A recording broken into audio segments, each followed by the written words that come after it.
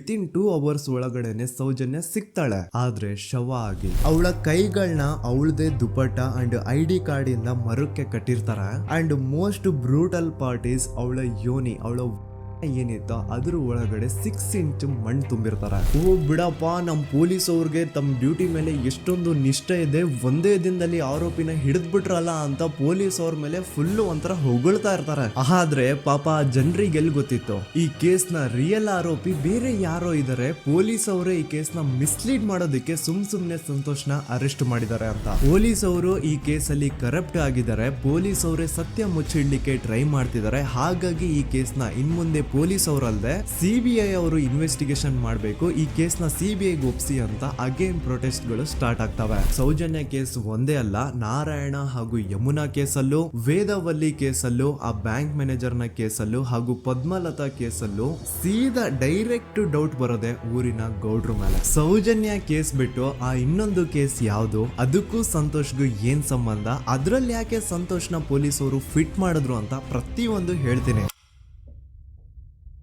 ನಾನು ಈ ಚಾನೆಲ್ ನ ಸ್ಟಾರ್ಟ್ ಮಾಡ್ದಾಗಿಂದ one of the most requested video ಬಂದು ಸೌಜನ್ಯ ಕೇಸ್ ಬಗ್ಗೆ. ಸರಿ, ನಮ್ ದೂತ ಸಭೆಯ ಪ್ರಜೆಗಳು ಇಷ್ಟೊಂದು ಕೇಳ್ತಿದಾರಲ್ಲ, ಈ ಒಂದು ಕೇಸ್ ಬಗ್ಗೆ ವಿಡಿಯೋ ಮಾಡುವ ಅಂತ ಸೌಜನ್ಯ ಕೇಸ್ ಬಗ್ಗೆ ನಾನು ರಿಸರ್ಚ್ ಸ್ಟಾರ್ಟ್ ಮಾಡಿದೆ. ಅಂಡ್ ಟ್ರಸ್ಟ್ ಮೀ, ಎಷ್ಟೊಂದು ಕಾಂಪ್ಲೆಕ್ಸ್ ಈ ಒಂದು ಕೇಸ್ ಇದೆ ಅಂತಂದ್ರೆ ನನ್ ತಲೆನೇ ಕೆಟ್ಬಿಡ್ತು. ಬಟ್ ಡೋಂಟ್ ವರಿ, ನಿಮ್ಗಂತೂ ಪ್ರತಿ ಒಂದನ್ನ ತುಂಬಾ ಸಿಂಪಲ್ ಆಗಿ ಅರ್ಥ ಮಾಡಿಸ್ತೇನೆ. ಅನ್ಕೊಳ್ಳಿ, ಒಂದು ಊರು, ಆ ಊರಲ್ಲಿ ಒಂದು ಗೌಡ್ರ ಕುಟುಂಬ ಇದೆ. ಅಂಡ್ ಆ ಗೌಡ್ರ ಕುಟುಂಬ ತುಂಬಾನೇ ಪವರ್ಫುಲ್, ಲೈಕ್ ನಾವು ಮೂವೀಸ್ ಅಲ್ಲಿ ನೋಡ್ತೀವಲ್ಲ ಹಂಗೆ. ಸೊ ಗೌಡ್ರು ಊರು ಬಂದು ಧರ್ಮಸ್ಥಳ ಅಂತ. ಆ ಒಂದು ಊರಲ್ಲಿ ಇವ್ರಿಗೆ ಸಖತ್ ಕಂಟ್ರೋಲ್ ಇರುತ್ತೆ. ಈವನ್ ಅದೇ ಒಂದು ರೀಜನ್ ಅಲ್ಲಿ ಇರುವಂತಹ ಒಂದು ತುಂಬಾನೇ ಪಾಪ್ಯುಲರ್ ದೇವಸ್ಥಾನನು ಸಹ ಇವರೇ ಕಂಟ್ರೋಲ್ ಮಾಡ್ತಿರ್ತಾರೆ. ಆ ಒಂದು ದೇವಸ್ಥಾನ ಇಂದ ಈ ಗೌಡ್ರ ಕುಟುಂಬಕ್ಕೆ ಎಷ್ಟೊಂದು ದುಡ್ಡು ಬರ್ತಾ ಇರುತ್ತೆ ಅಂತಂದ್ರೆ, ಅದೇ ದುಡ್ಡಲ್ಲಿ ಇವರು ಬೇಜನ್ ಪ್ರೈವೇಟ್ ಪ್ರೈಮರಿ ಅಂಡ್ ಹೈಸ್ಕೂಲ್ಸ್ ನ ಸ್ಥಾಪನೆ ಮಾಡಿರ್ತಾರೆ, ಬೇಜನ್ ಪ್ರೈವೇಟ್ ಮೆಡಿಕಲ್ ಕಾಲೇಜಸ್ ಇರ್ತವೆ, ಅಂಡ್ ಬೇಜನ್ ಪ್ರೈವೇಟ್ ದೊಡ್ಡ ದೊಡ್ಡ ಹಾಸ್ಪಿಟಲ್ಸ್ ಇರ್ತವೆ. ಒಟ್ಟಲ್ಲಿ ಹೇಳ್ಬೇಕು ಅಂತಂದ್ರೆ ದುಡ್ಡಿನ ಸುರಿಮಳೆ ಇವ್ರಿಗೆ. ನೋಡಿ, ನಮ್ಮ ಭಾರತ ದೇಶದಲ್ಲಿ ಒಂದು ಕಾನೂನಿದೆ,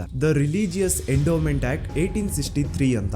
ಬೇಸಿಕಲಿ ಈ ಒಂದು ಕಾನೂನು ಏನ್ ಹೇಳುತ್ತೆ ಅಂತಂದ್ರೆ, ಭಾರತದಲ್ಲಿ ಯಾವ್ದೆಲ್ಲ ಹಿಂದೂ ಟೆಂಪಲ್ಸ್ ಇದಾವೋ ಅವೆಲ್ಲ ಗವರ್ಮೆಂಟ್ ಪ್ರಾಪರ್ಟಿ. ಆ ಹಿಂದೂ ಟೆಂಪಲ್ಸ್ ನ ಮ್ಯಾನೇಜ್ಮೆಂಟ್ ಎಲ್ಲ ಗವರ್ಮೆಂಟ್ ಕೈಗೆ ಹೋಗಿ ಗವರ್ಮೆಂಟ್ ಡಿಸೈಡ್ ಮಾಡುತ್ತೆ ಆ ಮ್ಯಾನೇಜ್ಮೆಂಟ್ ಅಲ್ಲಿ ಯಾರ್ ಕೆಲ್ಸಕ್ಕೆ ಇರಬೇಕು, ಯಾರ್ ಕೆಲ್ಸಕ್ಕೆ ಇರಬಾರ್ದು, ಅಂಡ್ ಆ ಟೆಂಪಲ್ ಇಂದ ಬರ್ತಿರುವಂತಹ ಡೊನೇಷನ್ ಅಮೌಂಟ್ ನ ಏನ್ ಮಾಡಬೇಕು ಅಂತ. ಸೊ ಈ ಒಂದು ಕಾನೂನಿನ ಪ್ರಕಾರ ಗವರ್ಮೆಂಟ್ ಇಂಡಿಯಾದಲ್ಲಿ ಇರುವಂತಹ ಆಲ್ಮೋಸ್ಟ್ ಎಲ್ಲಾ ಹಿಂದೂ ಟೆಂಪಲ್ಸ್ ನ ತನ್ನ ಕಂಟ್ರೋಲ್ ಅಲ್ಲಿ ತಗೋತಾ ಇರ್ಬೇಕಾದ್ರೆ ಗವರ್ಮೆಂಟ್ ಅಫಿಷಿಯಲ್ಸ್ ಧರ್ಮಸ್ಥಳ ಶ್ರೀ ಮಂಜುನಾಥ ದೇವಸ್ಥಾನಕ್ಕೂ ರೀಚ್ ಔಟ್ ಮಾಡ್ತಾರೆ. ಅಂಡ್ ಆಗ ಇಷ್ಟು ದಿನ ಟೆಂಪಲ್ ನ ಕಂಟ್ರೋಲ್ ಮಾಡ್ತಿದ್ದಂತಹ ಆ ಗೌಡ್ರ ಕುಟುಂಬ ಏನ್ ಹೇಳುತ್ತೆ ಗೊತ್ತಾ, ಇಲ್ಲ ಇದು ಹಿಂದೂ ಟೆಂಪಲ್ ಅಲ್ಲ, ಇದು ಜೈನ್ ಫ್ಯಾಮಿಲಿಗೆ ಬಿಲಾಂಗ್ ಮಾಡುವಂತಹ ಒಂದು ಪ್ರೈವೇಟ್ ಟೆಂಪಲ್ ಅಂತ ಹೇಳ್ತಾರೆ. ನಾನು ಇಷ್ಟು ದಿನ ಧರ್ಮಸ್ಥಳ ಶ್ರೀ ಮಂಜುನಾಥ ದೇವಸ್ಥಾನ ಒಂದು ಹಿಂದೂ ಟೆಂಪಲ್ ಅಂತ ಅನ್ಕೊಂಡಿದ್ದೆ, ಆದ್ರೆ ಈಗಷ್ಟೇ ನನಗೂ ಗೊತ್ತಾಗಿದ್ದು ಇದು ಹಿಂದೂ ಟೆಂಪಲ್ ಅಲ್ಲ, ಇದು ಒಂದು ಜೈನ್ ಫ್ಯಾಮಿಲಿಗೆ ಬಿಲಾಂಗ್ ಮಾಡುವಂತಹ ಪ್ರೈವೇಟ್ ಜೈನ್ ಟೆಂಪಲ್ ಅಂತ.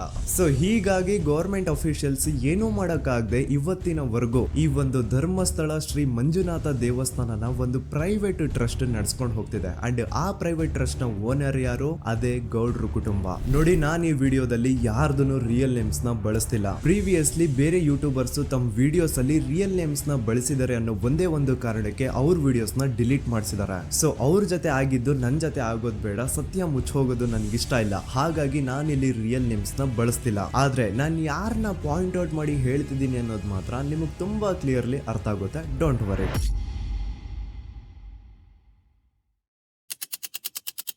ದಿನಾಂಕ 9/10/2012. A very normal day for everyone except Soujanya. Dharmasthala ಹತ್ರ ಇರುವಂತಹ ಪಂಗಳ್ ಅನ್ನೋ ಒಂದು ಸಣ್ಣ ಹಳ್ಳಿಗೆ ಬಿಲಾಂಗ್ ಮಾಡುವಂತಹ ಸೌಜನ್ಯ ತುಂಬಾನೇ ಒಳ್ಳೆ ಹುಡುಗಿ. SDM ಕಾಲೇಜ್ ಆಫ್ ಉಜ್ರಿಯಲ್ಲಿ 2nd PUC ಓದ್ತಿದ್ದಂತಹ ಇವಳು ತುಂಬಾನೇ ಬ್ರೈಟ್ ಸ್ಟೂಡೆಂಟ್ ಕೂಡ. ಸೊ ಒಂದು ದಿನ ಅಂದ್ರೆ 9 ಅಕ್ಟೋಬರ್ 2012 ಬೆಳಿಗ್ಗೆ 7:30-8 ಗಂಟೆ ಹಾಗೆ ಆಸ್ ಯೂಶುವಲ್ ತನ್ನ ಕಾಲೇಜ್ ಹೋಗೋದಕ್ಕೆ ರೆಡಿ ಆಗ್ತಿರ್ತಾಳೆ. ಅವತ್ತು ಮಂಗಳವಾರದ ದಿನ ಅಂಡ್ ಅವತ್ತು ಲೋಕಲ್ ಫೆಸ್ಟಿವಲ್ ಬೇರೆ ಇರುತ್ತೆ, ಹೊಸ ಅಕ್ಕಿ ಅಂತ. ಈ ಒಂದು ಲೋಕಲ್ ಫೆಸ್ಟಿವಲ್ ದಿನ ಮನೆ ಒಳಗಡೆ ಏನೇ ಅಡುಗೆ ಮಾಡಿದ್ರು ಹೊಸ ಅಕ್ಕಿನೇ ಬಳಸಬೇಕು. ಸೊ ಹೊಸ ಅಕ್ಕಿ ತಂದು ಬ್ರೇಕ್ಫಾಸ್ಟ್ ನ ರೆಡಿ ಮಾಡೋಷ್ಟ್ರಲ್ಲಿ ಸೌಜನ್ಯ ಅವ್ರ ತಾಯಿ ತುಂಬಾ ಲೇಟ್ ಮಾಡ್ತಾರೆ. ಸೊ ಕಾಲೇಜ್ಗೆ ಲೇಟ್ ಆಗ್ತಿದೆ ಅಂತ ಈ ಸೌಜನ್ಯ ಟಿಫಿನ್ ಸಹ ಮಾಡದೆ ಹಾಗೆ ಹೋಗ್ತಾಳೆ. ಅವಳ ತಲೆಯಲ್ಲಿ ಏನಿತ್ತು ಅಂತಂದ್ರೆ, ಹೆಂಗೋ ಇವತ್ತು ಲೋಕಲ್ ಫೆಸ್ಟಿವಲ್ ಬೇರೆ ಇದೆ, ಹಾಗಾಗಿ ಮೇ ಬಿ ಕಾಲೇಜು ಬೇಗ ಬಿಡ್ಬೋದು, ಸೊ ಮಧ್ಯಾಹ್ನ ಡೈರೆಕ್ಟ್ ಮನೆಗೆ ಬಂದು ಊಟ ಮಾಡುವ ಬಿಡು ಅಂತ ಅವಳು ಅನ್ಕೊಂಡಿರ್ತಾಳೆ. ಆದ್ರೆ ಕಾಲೇಜ್ ಹೋಗಾದ್ಮೇಲೆ ಗೊತ್ತಾಗುತ್ತೆ ಅವತ್ತು ಅವಳಿಗೆ ಸ್ಪೆಷಲ್ ಕ್ಲಾಸಸ್ ಬೇರೆ ಇದೆ ಅಂತ. ಅಂತ. ಸೌಜನ್ಯ ಬ್ರೇಕ್ಫಾಸ್ಟ್ ಕೂಡ ಮಾಡಿರಲ್ಲ ಅಂಡ್ ಲಂಚ್ ಬಾಕ್ಸ್ ಕೂಡ ತಂದಿರಲ್ಲ. ಹಾಗಾಗಿ ಲಂಚ್ ಟೈಮ್ ಅಲ್ಲಿ ಸೌಜನ್ಯನ ಒಬ್ಳು ಫ್ರೆಂಡ್ ಜಾನ್ವಿ ತಾನ್ ತಂದಿರುವಂತಹ ಲಂಚ್ ಬಾಕ್ಸ್ ಅಲ್ಲಿ ಒಂದಿಷ್ಟು ಲಂಚ್ ನ ಆಫರ್ ಮಾಡ್ತಾಳ. ಆದ್ರೆ ಸೌಜನ್ಯ ಪರವಾಗಿಲ್ಲ ನೀನ್ ತಿನ್ನು, ನಾನ್ ಮನೆಗೆ ಹೋಗ್ಬಿಟ್ಟು ಊಟ ಮಾಡ್ಕೊಂತೀನಿ ಅಂತ ಹೇಳ್ತಾಳ. ಸುಮಾರು ಮಧ್ಯಾಹ್ನದ 3:45ಕ್ಕೆ ಕಾಲೇಜ್ ಬಿಡುತ್ತೆ. ಸೌಜನ್ಯ ಕಾಲೇಜ್ ಇಂದ ಬಸ್ ಅಲ್ಲಿ ಬಂದು ನೇತ್ರಾವತಿ ಬಸ್ ಸ್ಟಾಪ್ ಹತ್ರ ಇಳ್ಕೋತಾಳ. ಅವಳ ಜೊತೆ ಅವಳ ಕ್ಲಾಸ್ ಮೇಟ್ಸ್ ಅಂಡ್ ಫ್ರೆಂಡ್ಸ್ ಎಲ್ಲ ಇರ್ತಾರೆ. ಸೊ ಅವ್ರಿಗೆಲ್ಲ ಬಾಯ್ ಹೇಳ್ಬಿಟ್ಟು ಸೌಜನ್ಯ ತನ್ನ ಮನೆ ಕಡೆಗೆ ಹೊರಡ್ತಾಳ. ನೇತ್ರಾವತಿ ಬಸ್ ಸ್ಟಾಪ್ ಇಂದ ಸೌಜನ್ಯ ಮನೆಗೆ 20 ಮಿನಿಟ್ಸ್ ನ ವಾಕ್ ಇರುತ್ತೆ. ಮ್ಯಾಕ್ಸ್ ಟು ಮ್ಯಾಕ್ಸ್ 30 ಮಿನಿಟ್ ಹಿಡಿಬಹುದು. ಸೊ ಸೌಜನ್ಯ ನಡ್ಕೊಂಡು ಮನೆ ಕಡೆಗೆ ಹೋಗ್ತಾ ಇರ್ತಾಳೆ. ಒಂದ್ ಸ್ವಲ್ಪ ದೂರದಲ್ಲಿ ಪ್ರಕೃತಿ ಹಾಸ್ಪಿಟಲ್ ಅಂತ ಒಂದಿರುತ್ತೆ. ಅಲ್ಲಿನ ಸೆಕ್ಯೂರಿಟಿ ಗಾರ್ಡ್ ಸೌಜನ್ಯ ನಡ್ಕೊಂಡು ಹೋಗ್ತಾ ಇರೋದನ್ನ ನೋಡ್ತಾನೆ ಕೂಡ. ನಂತರ ಸೌಜನ್ಯ ಒಂದು 10 ನಿಮಿಷ ಹಂಗೆ ಮುಂದೆ ನಡ್ಕೊಂಡು ಹೋಗಾದ್ಮೇಲೆ ಸೌಜನ್ಯಗೆ ತನ್ನ ಮಾವ ಸಿಗ್ತಾರ. ಅವರು ಸೌಜನ್ಯನ ನೋಡಿ ಮಾತಾಡಿಸ್ತಾರೆ. ಯಾಕಮ್ಮ ಕಾಲೇಜಿಂದ ಇಷ್ಟು ಲೇಟ್ ಬರ್ತಿದೀಯಾ ಅಂತ ಕೇಳ್ತಾರೆ. ಆಗ ಸೌಜನ್ಯ ಇಲ್ಲ ಮಾವ, ಕಾಲೇಜಲ್ಲಿ ಸ್ಪೆಷಲ್ ಕ್ಲಾಸ್ ಇತ್ತು ಹಾಗಾಗಿ ಲೇಟ್ ಆಗ್ಬಿಡ್ತು ಅಂತ ಹೇಳಿ ಒಂದೆರಡು ಮಾತಾಡಿಸಿ ನಂತರ ತನ್ನ ಮನೆ ಕಡೆಗೆ ತಾನು ಹೊರಡ್ತಾಳ. ಈಗ ಆ ಒಂದು ಪಾಯಿಂಟ್ ಇಂದ ಸೌಜನ್ಯಗೆ ತನ್ನ ಮನೆ ಹೋಗ್ಲಿಕ್ಕೆ 10 ನಿಮಿಷ ಬೇಕು. ಮ್ಯಾಕ್ಸ್ ಟು ಮ್ಯಾಕ್ಸ್ 20 ಮಿನಿಟ್ ಅನ್ಕೊಳ್ಳಿ. 3:45ಕ್ಕೆ ಕಾಲೇಜ್ ಬಿಟ್ರೆ ಅರೌಂಡ್ 4:30ಗೆ ಮನೇಲಿ ಇರ್ಬೇಕಾಗಿದ್ದು ಹುಡುಗಿ 6:30-7 ಗಂಟೆ ಆಗಿದ್ರು ಮನೆಗೆ ಸೇರಿರಲ್ಲ. ಸೊ ಮನೇಲಿ ಸೌಜನ್ಯ ಅವ್ರ ತಾಯಿಗೆ ಟೆನ್ಷನ್ ಸ್ಟಾರ್ಟ್ ಆಗುತ್ತೆ. ಏನಪ್ಪ ಈ ಹುಡುಗಿ ಎಷ್ಟೊತ್ತಾದ್ರೂ ಇನ್ನು ಮನೆಗ್ ಬಂದಿಲ್ವಲ್ಲ ಅಂತ. ಸೊ ಅವ್ರೇನ್ ಮಾಡ್ತಾರೆ, ಸೌಜನ್ಯ ಅವ್ರ ತಂದೆ ಕಾಲ್ ಮಾಡ್ಬಿಟ್ಟು ಹಿಂಗೆ 3:30-4 ಗಂಟೆಗೆ ಕಾಲೇಜಿಂದ ಮನೆಗ್ ಬರ್ತಿದ್ದಿದ್ ನಮ್ ಹುಡುಗಿ ಇವತ್ತು 7 ಗಂಟೆ ಆದ್ರೂ ಇನ್ನು ಮನೆಗ್ ಬಂದಿಲ್ಲ, ನೀವು ಸ್ವಲ್ಪ ಬೇಗ ಮನೆಗ್ ಬಂದು ವಿಚಾರಿಸಿ ಅಂತ ಗಾಬ್ರಿಲಿ ಹೇಳ್ತಾರ. ಸರಿ ಅಂತ ಸೌಜನ್ಯ ಅವ್ರ ತಂದೆ ಮನೆಗ್ ಬಂದ್ಬಿಟ್ಟು ಸೌಜನ್ಯನ ಫ್ರೆಂಡ್ಸ್ ಕ್ಲಾಸ್ ಮೇಟ್ಸ್ ಯಾರ್ದೆಲ್ಲ ಅವ್ರ ಹತ್ರ ನಂಬರ್ ಇರುತ್ತೋ ಅವ್ರಿಗೆಲ್ಲ ಕಾಲ್ ಮಾಡ್ಬಿಟ್ಟು ಸೌಜನ್ಯ ಬಗ್ಗೆ ಕೇಳ್ತಾರ. ನಮ್ ಹುಡುಗಿ ಏನಾದ್ರೂ ನಿಮ್ ಮನೆಗ್ ಬಂದಿದ್ದಾಳ ಅಮ್ಮ ಅಂತ. ಆದ್ರೆ ಸೌಜನ್ಯನ ಫ್ರೆಂಡ್ಸ್ ಅಂಡ್ ಕ್ಲಾಸ್ ಮೇಟ್ಸ್ ಎಲ್ಲ ಇಲ್ಲ ಅಂಕಲ್ ನಮ್ಮ ಮನೆಗಂತೂ ಸೌಜನ್ಯ ಏನು ಬಂದಿಲ್ಲ, ಅವಳು ಬಸ್ ಸ್ಟಾಪ್ ಇಂದ ಸೀದಾ ನಿಮ್ ಮನೆ ಕಡೆಗೇನೆ ಹೊರಟ್ಲಲ್ವಾ, ಯಾಕೆ ಇನ್ನೂ ಬಂದಿಲ್ವಾ ಅಂತ ಕೇಳ್ತಾರ. ಆಗ ಸೌಜನ್ಯ ಅವ್ರ ತಂದೆ ಇಲ್ಲಮ್ಮ ಬಂದಿಲ್ಲ ಹಾಗಾಗಿನೇ ಕಾಲ್ ಮಾಡಿರೋದು ಅಂತ ಹೇಳಿ ಕಾಲ್ ಕಟ್ ಮಾಡ್ತಾರ. ದೆನ್ ಸೌಜನ್ಯ ಅವ್ರ ತಂದೆ ಸೌಜನ್ಯ ಅವ್ರ ಮಾವ ಕಾಲ್ ಮಾಡ್ತಾರ. ಅಳಿಯ ಎಲ್ಲಿದ್ಯಾ, ನನ್ ಮಗಳು ಇನ್ನು ಮನೆಗ್ ಬಂದಿಲ್ಲ, ನೀನೇನಾದ್ರೂ ಅವಳನ್ನ ನೋಡ್ದ ಅಂತ ಕೇಳ್ತಾರ. ಆ ಕಡೆಯಿಂದ ಅವರು ಸೌಜನ್ಯನ ಮಾವ ಹೇಳ್ತಾರೆ, ಹ್ಞೂ ನಾನ್ ನೋಡ್ದೆ, 4:15 ಹಾಗೆ ಆ ಹುಡುಗಿ ಕಾಲೇಜಿಂದ ಬರ್ಬೇಕಾದ್ರೆ ನನಗ್ ಕಾಣಿಸಿದ್ಲು, ನಾನ್ ಸ್ವಲ್ಪ ಮಾತಾಡ್ದೆ ಅವಳ ಹತ್ರ, ಅದಾದ್ಮೇಲೆ ಅವಳು ಮನೆ ಕಡೆ ಹೋದ್ಲಲ್ಲ, ಯಾಕೆ ಇನ್ನೂ ಬಂದಿಲ್ವಾ ಅಂತ ಅವರೇ ಉಲ್ಟಾ ಕ್ವಶನ್ ಕೇಳ್ತಾರ. ಈ ಕಡೆ ಸೌಜನ್ಯ ಅವ್ರ ತಂದೆ ಇಲ್ಲ 7 ಗಂಟೆ ಆದ್ರೂ ಮಗು ಇನ್ನು ಮನೆಗ್ ಬಂದಿಲ್ಲ, ನಮ್ಗೆ ಯಾಕೋ ತುಂಬಾ ಗಾಬರಿ ಆಗ್ತಿದೆ, ನೀನೊಂದ್ ಕೆಲ್ಸ ಮಾಡು, ನಮ್ಮವ್ರನ್ನೆಲ್ಲ ಸೇರ್ಸು, ಎಲ್ರೂ ಸೇರಿ ಹುಡುಕುವ ಅವಳನ್ನ ಅಂತ ಸುಮಾರು ರಾತ್ರಿ 7 ಗಂಟೆಯಿಂದ ಹಿಡಿದು 11 ಗಂಟೆವರೆಗೂ ಸೌಜನ್ಯನ ಮನೆಯವರು ಅಂಡ್ ಊರಿನ ಜನ 200-300 ಜನ ಸೇರ್ಕೊಂಡು ಸೌಜನ್ಯನ ಹುಡುಕ್ತಾರೆ. ಆದ್ರೆ ಸೌಜನ್ಯನ ಒಂದು ಸುಳಿವು ಸಿಗಲ್ಲ. ಸೊ ಕೊನೆಗೆ ಸಹಾಯ ಕೇಳ್ತಾ ರಾತ್ರಿ 11 ಗಂಟೆ ಹಾಗೆ ಸೌಜನ್ಯನ ತಂದೆ ತಾಯಿ ಅಂಡ್ ಊರಿನ ಜನ ಎಲ್ಲ ಬೆಳ್ತಂಗಡಿ ಪೊಲೀಸ್ ಸ್ಟೇಷನ್ ಹತ್ರ ಹೋಗ್ತಾರ. ಅಲ್ಲಿ ಪೊಲೀಸ್ ಅವ್ರ ಹತ್ರ ಕಾಲೇಜ್ ಹೋಗಿದ್ ನಮ್ ಹುಡುಗಿ ಇಷ್ಟೊತ್ತಾದ್ರೂ ಇನ್ನು ಮನೆಗ್ ಬಂದಿಲ್ಲ, ಎಷ್ಟು ಹುಡುಕಿದ್ರು ಸಿಗ್ತಾ ಇಲ್ಲ, ಸೊ ಪ್ಲೀಸ್ ಒಂದು ಮಿಸ್ಸಿಂಗ್ ರಿಪೋರ್ಟ್ ನ ಫೈಲ್ ಮಾಡಿ ನಮ್ ಹುಡುಗಿನ ಹುಡುಕೊಡಿ ಅಂತ ಕೇಳ್ಕೊತಾರ. ಆದ್ರೆ ಪೊಲೀಸ್ ಅವರು ಒಪ್ಪಲ್ಲ. ಇಲ್ಲ ಯಾವುದೇ ಪರ್ಸನ್ ಮಿಸ್ಸಿಂಗ್ ಆದ್ರೆ ಆಫ್ಟರ್ 24 ಅವರ್ಸ್ ಆದ್ಮೇಲೆನೆ ರಿಪೋರ್ಟ್ ಫೈಲ್ ಮಾಡಕ್ಕಾಗೋದು. ಸೊ ನೀವ್ ಒಂದ್ ಕೆಲ್ಸ ಮಾಡಿ, ಈಗ ಮನೆಗ್ ಹೋಗಿ ನಾಳೆ ಬೆಳಿಗ್ಗೆವರೆಗೂ ನೋಡಿ, ನಾಳೆ ಬೆಳಿಗ್ಗೆವರೆಗೂ ನಿಮ್ ಮಗಳು ನಿಮ್ ಮನೆಗ್ ಬಂದಿಲ್ಲ ಅಂತಂದ್ರೆ ಆಗ ಬಂದ್ಬಿಟ್ಟು ಮಿಸ್ಸಿಂಗ್ ರಿಪೋರ್ಟ್ ನ ಫೈಲ್ ಮಾಡಿಸಿ ಅಂತ ಹೇಳಿ ಕಳಿಸ್ತಾರ. ಆಗ ಆಲ್ಮೋಸ್ಟ್ ಮಿಡ್ ನೈಟ್ ಆಗಿರೋದ್ರಿಂದ ಅಂಡ್ ಮಳೆ ಬೇರೆ ತುಂಬಾ ಜೋರಾಗಿ ಬರ್ತಾ ಇರುತ್ತೆ. ಸೊ ಈ ಸಿಚುವೇಶನ್ ಅಲ್ಲಿ ಸೌಜನ್ಯನ ಹುಡುಕ್ಲಿಕ್ಕೆ ಆಗಲ್ಲ. ನಾಳೆ ಬೆಳಿಗ್ಗೆ ಸೇರ್ಕೊಂಡು ಅಗೇನ್ ಎಲ್ರು ಸೌಜನ್ಯನ ಹುಡುಕುವ ಅಂತ ಸೌಜನ್ಯನ ಮನೆಯವರು ಅಂಡ್ ಊರಿನ ಜನ ಎಲ್ರು ತಮ್ಮ ಮನೆಗೆ ಹೋಗ್ಬಿಡ್ತಾರ. ನೆಕ್ಸ್ಟ್ ದಿನ ಅಂದ್ರೆ 10 ಅಕ್ಟೋಬರ್ 2012 ಬುಧವಾರದ ದಿನ ಬೆಳಿಗ್ಗೆ 10 ಗಂಟೆ ಹಾಗೆ ಸೌಜನ್ಯನ ಮನೆಯವರು ಅಂಡ್ ಊರಿನ 200-300 ಜನ ಸೇರ್ಕೊಂಡು ಅಗೇನ್ ಸೌಜನ್ಯಗೋಸ್ಕರ ಹುಡುಕಾಟ ಸ್ಟಾರ್ಟ್ ಮಾಡ್ತಾರ. ಹುಡುಕಾಟ ಪ್ರಾರಂಭಿಸಿದ್ದು ವಿತಿನ್ 2 ಅವರ್ಸ್ ಒಳಗಡೆನೆ ಸೌಜನ್ಯ ಸಿಗ್ತಾಳೆ. ಆದ್ರೆ ಶವ ಆಗಿ ಆ 200-300 ಊರಿನ ಜನ ಎಲ್ಲ ಸೇರ್ಕೊಂಡು ಏನ್ ಸೌಜನ್ಯನ ಹುಡುಕ್ತಾ ಇದ್ರು ಅದರಲ್ಲಿ ಯಾರೋ ಒಬ್ರಿಗೆ ಸೌಜನ್ಯನ ಮನೆಯಿಂದ ಕೇವಲ 10 ನಿಮಿಷ ದೂರದಲ್ಲಿರುವಂತಹ ಒಂದು ಹಳ್ಳನ ದಡದಲ್ಲಿ ಸೌಜನ್ಯ ಮೃತದೇಹ ಸಿಗುತ್ತಾ. ಈಗ ಸತ್ತಿರುವಂತಹ ಸೌಜನ್ಯನ ಡೆಡ್ ಬಾಡಿ ಯಾವ ಒಂದು ಕಂಡೀಷನ್ ಅಲ್ಲಿ ಇತ್ತು ಅಂತ ಹೇಳ್ತೀನಿ, ಸ್ವಲ್ಪ ಗಮನ ಇಟ್ಟು ಕೇಳಿಸ್ಕೊಳ್ಳಿ. ಅವಳ ಕೈಗಳನ್ನ ಅವಳದೇ ದುಪಟ್ಟ ಅಂಡ್ ID ಕಾರ್ಡ್ ಇಂದ ಮರಕ್ಕೆ ಕಟ್ಟಿರ್ತಾರ. ಅವಳ ಬಾಡಿ ಎಲ್ಲ ನೇಕಿಡ್ ಇರುತ್ತೆ, ಮೈ ಮೇಲೆ ಸರಿಯಾದ ಬಟ್ಟೆ ಇರಲ್ಲ, ಮೈ ಮೇಲೆ ಮಲ್ಟಿಪಲ್ ಕಟ್ ಮಾರ್ಕ್ಸ್ ಇರುತ್ತೆ, ತುಂಬಾ ಜೋರಾಗಿ ಹೊಡೆದಿರುವಂತಹ ಗಾಯಗಳು ಮೈ ಮೇಲೆ ಎದ್ದು ಕಾಣಿಸ್ತಿರ್ತವೆ. ಅವಳ ರಿಪ್ಸ್ ಎದೆ ಭಾಗದ ಮೂಳೆಗಳೆಲ್ಲ ಮುರಿದು ಹೋಗ್ಬಿಟ್ಟಿರ್ತವೆ. And most brutal part is ಅವಳ ಯೋನಿ, ಅವಳ ಏನಿತ್ತೋ ಅದ್ರ ಒಳಗಡೆ 6 ಇಂಚ್ ಮಣ್ಣು ತುಂಬಿರ್ತಾರೆ. ಆ ಬಾಡಿ ಕಂಡೀಷನ್ ನ ನೋಡಿದಾದ್ಮೇಲೆ ಒಂದಂತೂ ತುಂಬಾ ಕ್ಲಿಯರ್ ಆಗಿ ಅರ್ಥ ಆಗುತ್ತೆ, ಅವಳನ್ನ ಯಾರೋ ತುಂಬಾ ಫೋರ್ಸ್ಫುಲಿ ಮಾಡಿ ನಂತರ ನಿರ್ದಯವಾಗಿ ಸಾಯಿಸಿದ್ದಾರೆ ಅಂತ. ಇಲ್ಲಿ ಕ್ರಿಮಿನಲ್ಸ್ ನ ಬುದ್ಧಿವಂತಿಕೆ ನೋಡಿ ಪೊಲೀಸ್ ಅವ್ರಿಗೆ ಏನೂ ಸುಳಿವು ಸಿಗ್ಬಾರ್ದು ಅಂತ ಅವಳ ಯೋನಿ ಒಳಗಡೆ 6 ಇಂಚ್ ಅಷ್ಟು ಮಣ್ಣು ತುಂಬ ಹೋಗಿರ್ತಾರೆ. ಸೊ ದೆನ್ ಪೊಲೀಸ್ ಅವ್ರಿಗೆ ವಿಷಯ ಗೊತ್ತಾಗುತ್ತೆ. ಅವರು ಸ್ಪಾಟ್ ಗೆ ಬಂದು ಸೌಜನ್ಯನ ಬಾಡಿನ ರಿಕವರ್ ಮಾಡಿ ಆ ಒಂದು ಸ್ಪಾಟ್ ನ ಕಂಪ್ಲೀಟ್ ಸೀಸ್ ಮಾಡ್ತಾರೆ. ಒಬ್ಳು ಸಾಮಾನ್ಯ ಮಿಡಲ್ ಕ್ಲಾಸ್ ಹುಡುಗಿ, ಒಬ್ಳು ವೆರಿ ಬ್ರೈಟ್ ಸ್ಟೂಡೆಂಟ್ ನ ಈ ಮಟ್ಟಿಗೆ ಇಷ್ಟು ನಿರ್ದಯವಾಗಿ ಸಾಯಿಸಿರೋದು ಯಾರು? ಇನ್ ಕೇಸ್ ಏನಾದ್ರೂ ಈ ಕ್ರೈಮ್ ಮಾಡಿದವನು ಸಿಕ್ಕಿ ಬಿದ್ರೆ ಅವನ್ನ ಸುಮ್ನೆ ಬಿಡಬಾರ್ದು ಅಂತ ಜನ ಆಕ್ರೋಶ ವ್ಯಕ್ತಪಡಿಸ್ತಾರೆ. ಅಂಡ್ ಗೆಸ್ ವಾಟ್, ನಮ್ ಪೊಲೀಸ್ ಅವರು ಇಷ್ಟೊಂದು ಫಾಸ್ಟ್ ಆಗಿ ಇನ್ವೆಸ್ಟಿಗೇಷನ್ ಕಂಪ್ಲೀಟ್ ಮಾಡ್ತಾರೆ ಅಂತ ನಾನಂತೂ ಎಕ್ಸ್ಪೆಕ್ಟ್ ಮಾಡಿರ್ಲಿಲ್ಲ. ಅಂಡ್ ಈವನ್ ಈ ಒಂದು ವಿಷಯದಿಂದ ಊರಿನ ಜನನು ಶಾಕ್ ಆಗ್ತಾರೆ. ಸೌಜನ್ಯ ಬಾಡಿ ಸಿಕ್ಕಿದ್ದ ನೆಕ್ಸ್ಟ್ ದಿನ ಅಂದ್ರೆ 11 ಅಕ್ಟೋಬರ್ 2012 ಸಂಜೆ 5 ಗಂಟೆ ಹಾಗೆ ಯಾರು ಸೌಜನ್ಯನ ಪಂಡು ಮರ್ಡರ್ ಮಾಡಿದ್ನೋ ಆ ಕ್ರಿಮಿನಲ್ ಕೂಡ ಸಿಕ್ಕಿ ಬೀಳ್ತಾನೆ. ಈಗ ನೀವು ಥಿಂಕ್ ಮಾಡ್ಬೋದು, ಸೌಜನ್ಯನ ಯಾರು ಮರ್ಡರ್ ಮಾಡಿದ್ರು ಅಂಡ್ ಯಾರ ಕ್ರೈಮ್ ನ ಮಾಡಿದ್ರು ಅವನು ನೆಕ್ಸ್ಟ್ ದಿನಾನೇ ಸಿಕ್ಕಿ ಬಿದ್ದ. ಹಾಗಿದ್ರೆ ಈ ಕೇಸ್ ಯಾವಾಗ್ಲೂ ಕ್ಲೋಸ್ ಆಗ್ಬಿಡ್ಬೇಕಿತ್ತು. ಆದ್ರೂ ಸ್ಟಿಲ್ ಇವತ್ತಿನ ದಿನವರೆಗೂ ಯಾಕೆ ಈ ಕೇಸು ಪದೇ ಪದೇ ನ್ಯೂಸ್ ಅಲ್ಲಿ ಬರುತ್ತೆ ಅಂದ್ರೆ, ನಮ್ ದೂತ ಸಭೆಯ ಪ್ರಜೆಗಳೇ ರೆಡಿ ಆಗಿ, ಆರೋಪಿ ಸಿಕ್ಕಾದ್ಮೇಲೆ ಈ ಕೇಸು ಕ್ಲೋಸ್ ಆಗಿಲ್ಲ. ಆಕ್ಚುಲಿ ಈ ಕೇಸು ಓಪನ್ ಆಗಿದ್ದೆ ಈಗ. ನೋಡಿ, ಸೌಜನ್ಯನ ಬಾಡಿ ಸಿಕ್ಕಿದ್ದು ನೆಕ್ಸ್ಟ್ ದಿನ ಅಂದ್ರೆ 11 ಅಕ್ಟೋಬರ್ 2012. PSI ಯೋಗೇಶ್ ಅವರು ಯಾರನ್ನ ಈ ಕೇಸಲ್ಲಿ ಅರೆಸ್ಟ್ ಮಾಡಿದ್ರು ಅಂದ್ರೆ ಆತನ ಹೆಸರು ಬಂದು ಸಂತೋಷ್ ರಾವ್. 28-29 ವಯಸ್ಸಿರುವಂತಹ Santosh Rao first of all ಧರ್ಮಸ್ಥಳದವನು ಅಲ್ವೇ ಅಲ್ಲ, ಅವನು ಶೃಂಗೇರಿ ಅವನು. ಸಂತೋಷ್ ರಾವ್ ನ ತಂದೆ ಸ್ಕೂಲ್ ಟೀಚರ್ ಅಂಡ್ ತಾಯಿ ಹೌಸ್ ವೈಫ್. ಸಂತೋಷ್ ಮೊದ್ಲಿಂದನೂ ಒಂದ್ ಸ್ವಲ್ಪ ಮೆಂಟಲಿ ಇಲ್ಲಿರೋದ್ರಿಂದ ಅವನಿಗೆ ವಿದ್ಯೆ ಬರಹ ಅನ್ನೋದು ತಲೆಗೆ ಹೋಗಿರಲ್ಲ. ಹಾಗಾಗಿ ಅವನು ಶೃಂಗೇರಿಯಲ್ಲಿ ಒಂದು ಹೋಟೆಲ್ ಅಲ್ಲಿ ಕೆಲಸ ಮಾಡ್ತಿರ್ತಾನೆ. ಮೆಂಟಲಿ ಅನ್ಸ್ಟೇಬಲ್ ಇದ್ರೂ ಸಹ ಈತನಿಗೆ ದೇವ್ರ ಮೇಲೆ ಬಹಳ ನಂಬಿಕೆ ಇರುತ್ತೆ. ಹಾಗಾಗಿ ತಿಂಗಳಿಗೆ ಒಮ್ಮೆ ಆದ್ರೂ, ಅಟ್ಲೀಸ್ಟ್ 2 ತಿಂಗಳಿಗೆ ಒಮ್ಮೆ ಆದ್ರೂ ಈತ ಯಾವ್ದಾದ್ರು ಒಂದು ಪುಣ್ಯಕ್ಷೇತ್ರಕ್ಕೆ ವಿಸಿಟ್ ಮಾಡಿ ಬರ್ತಿರ್ತಾನೆ. ಹಾಗೇನೆ ಈ ಸತಿನೂ ಸಹ ಈತ ಧರ್ಮಸ್ಥಳಕ್ಕೆ ಬಂದಿರ್ತಾನೆ. ಇವನು ಧರ್ಮಸ್ಥಳಕ್ಕೆ ಬಂದಿದ್ದು ದಿನಾಂಕ 9 ಅಕ್ಟೋಬರ್ 2012. ಈ ದಿನಾಂಕನ ಸ್ವಲ್ಪ ನೋಟ್ ಮಾಡಿ ಇಟ್ಕೊಳ್ಳಿ, ಯಾಕಂತಂದ್ರೆ ಮುಂದೆ ಈ ಕೇಸಲ್ಲಿ ಇದೇ ಮೇಜರ್ ಟರ್ನಿಂಗ್ ಪಾಯಿಂಟ್. ಸೊ ಸೌಜನ್ಯನ ಡೆತ್ ಆಗಿಂತ ಒಂದು ದಿನ ಹಿಂದೆ ಧರ್ಮಸ್ಥಳಕ್ಕೆ ಬಂದಿರುವಂತಹ ಸಂತೋಷ್ ರಾವ್ಗೆ ಎಲ್ಲೂ ಉಳ್ಕೊಳ್ಳಿಕ್ಕೆ ಹೋಟೆಲ್ ಅಲ್ಲಿ ಅಥವಾ ಲಾಡ್ಜ್ ಅಲ್ಲಿ ರೂಮ್ ಸಿಗಲ್ಲ. ರೀಸನ್ ಇಷ್ಟೇ, ಸಂತೋಷ್ ರಾವ್ ನೋಡ್ಲಿಕ್ಕೆ ಸ್ವಲ್ಪ ಮೆಂಟಲಿ ಅನ್ಸ್ಟೇಬಲ್ ಪರ್ಸನ್ ತರ ಇರ್ತಾನೆ. ಅವನ ಅವತಾರ, ಅವನ ವೇಷಭೂಷಣ ಅಷ್ಟು ಸರಿ ಇರಲ್ಲ. ಹಾಗಾಗಿ ಇವನ್ಗೆ ಯಾವುದೇ ಒಂದು ಹೋಟೆಲ್ ಅಲ್ಲಿ ಅಥವಾ ಲಾಡ್ಜ್ ಅಲ್ಲಿ ಎಲ್ಲಿನೂ ರೂಮ್ ಸಿಗಲ್ಲ. ಸೊ ಉಳ್ಕೊಳ್ಳೋಕೆ ಜಾಗ ಸಿಗದೆ ಇವನೇನ್ ಮಾಡ್ತಾನೆ, ಅಲ್ಲೇ ಹತ್ರದಲ್ಲಿರುವಂತಹ ಬಾಹುಬಲಿ ಬೆಟ್ಟಕ್ಕೆ ಹೋಗಿ ಅಲ್ಲಿರುವಂತಹ ಬಾಹುಬಲಿ ಸ್ಟ್ಯಾಚು ಹತ್ರನೇ ಆಶ್ರಯ ತಗೊಳ್ತಾನೆ. ಅಂಡ್ 1-2 ದಿನ ಅವನು ಅಲ್ಲೇ ಉಳ್ಕೋತಾನೆ ಕೂಡ. ಡೇ ಟೈಮ್ ಅಲ್ಲಿ ಧರ್ಮಸ್ಥಳಕ್ಕೆ ಬಂದು ಧರ್ಮಸ್ಥಳ ಶ್ರೀ ಮಂಜುನಾಥ ದೇವಸ್ಥಾನದಲ್ಲಿದ್ದು ಅಲ್ಲೇ ಪ್ರಸಾದ ಊಟ ಎಲ್ಲ ಮಾಡಿ ನಂತರ ನೈಟ್ ಆಗ್ತಿದ್ದಂಗೆ ಬಾಹುಬಲಿ ಬೆಟ್ಟಕ್ಕೆ ಹೋಗಿ ಆ ಸ್ಟ್ಯಾಚು ಹತ್ರನೇ ಮಲ್ಕೊಳ್ತಿರ್ತಾನೆ. ಸೊ ಒಂದು ದಿನ ಅಂದ್ರೆ 11 ಅಕ್ಟೋಬರ್ 2012 ಸಂಜೆ 5 ಗಂಟೆ ಹಾಗೆ ಈ ಸಂತೋಷ್ ರಾವ್ ತನ್ನ ಪಾಡಿಗೆ ತಾನು ಆ ಬೆಟ್ಟದ ಮೇಲೆ ಕೂತ್ಕೊಂಡು ಸೀನರೀಸ್ ನ ಎಂಜಾಯ್ ಮಾಡ್ತಾ ಇರಬೇಕಾದ್ರೆ ಯಾರೋ ಅದೇ ಊರಿನ 5 ಜನ ಕಿಡಿಗೇಡಿಗಳು ಬಂದು ಇವನ್ ಹತ್ರ ಜಗಳ ತೆಗಿತಾರ.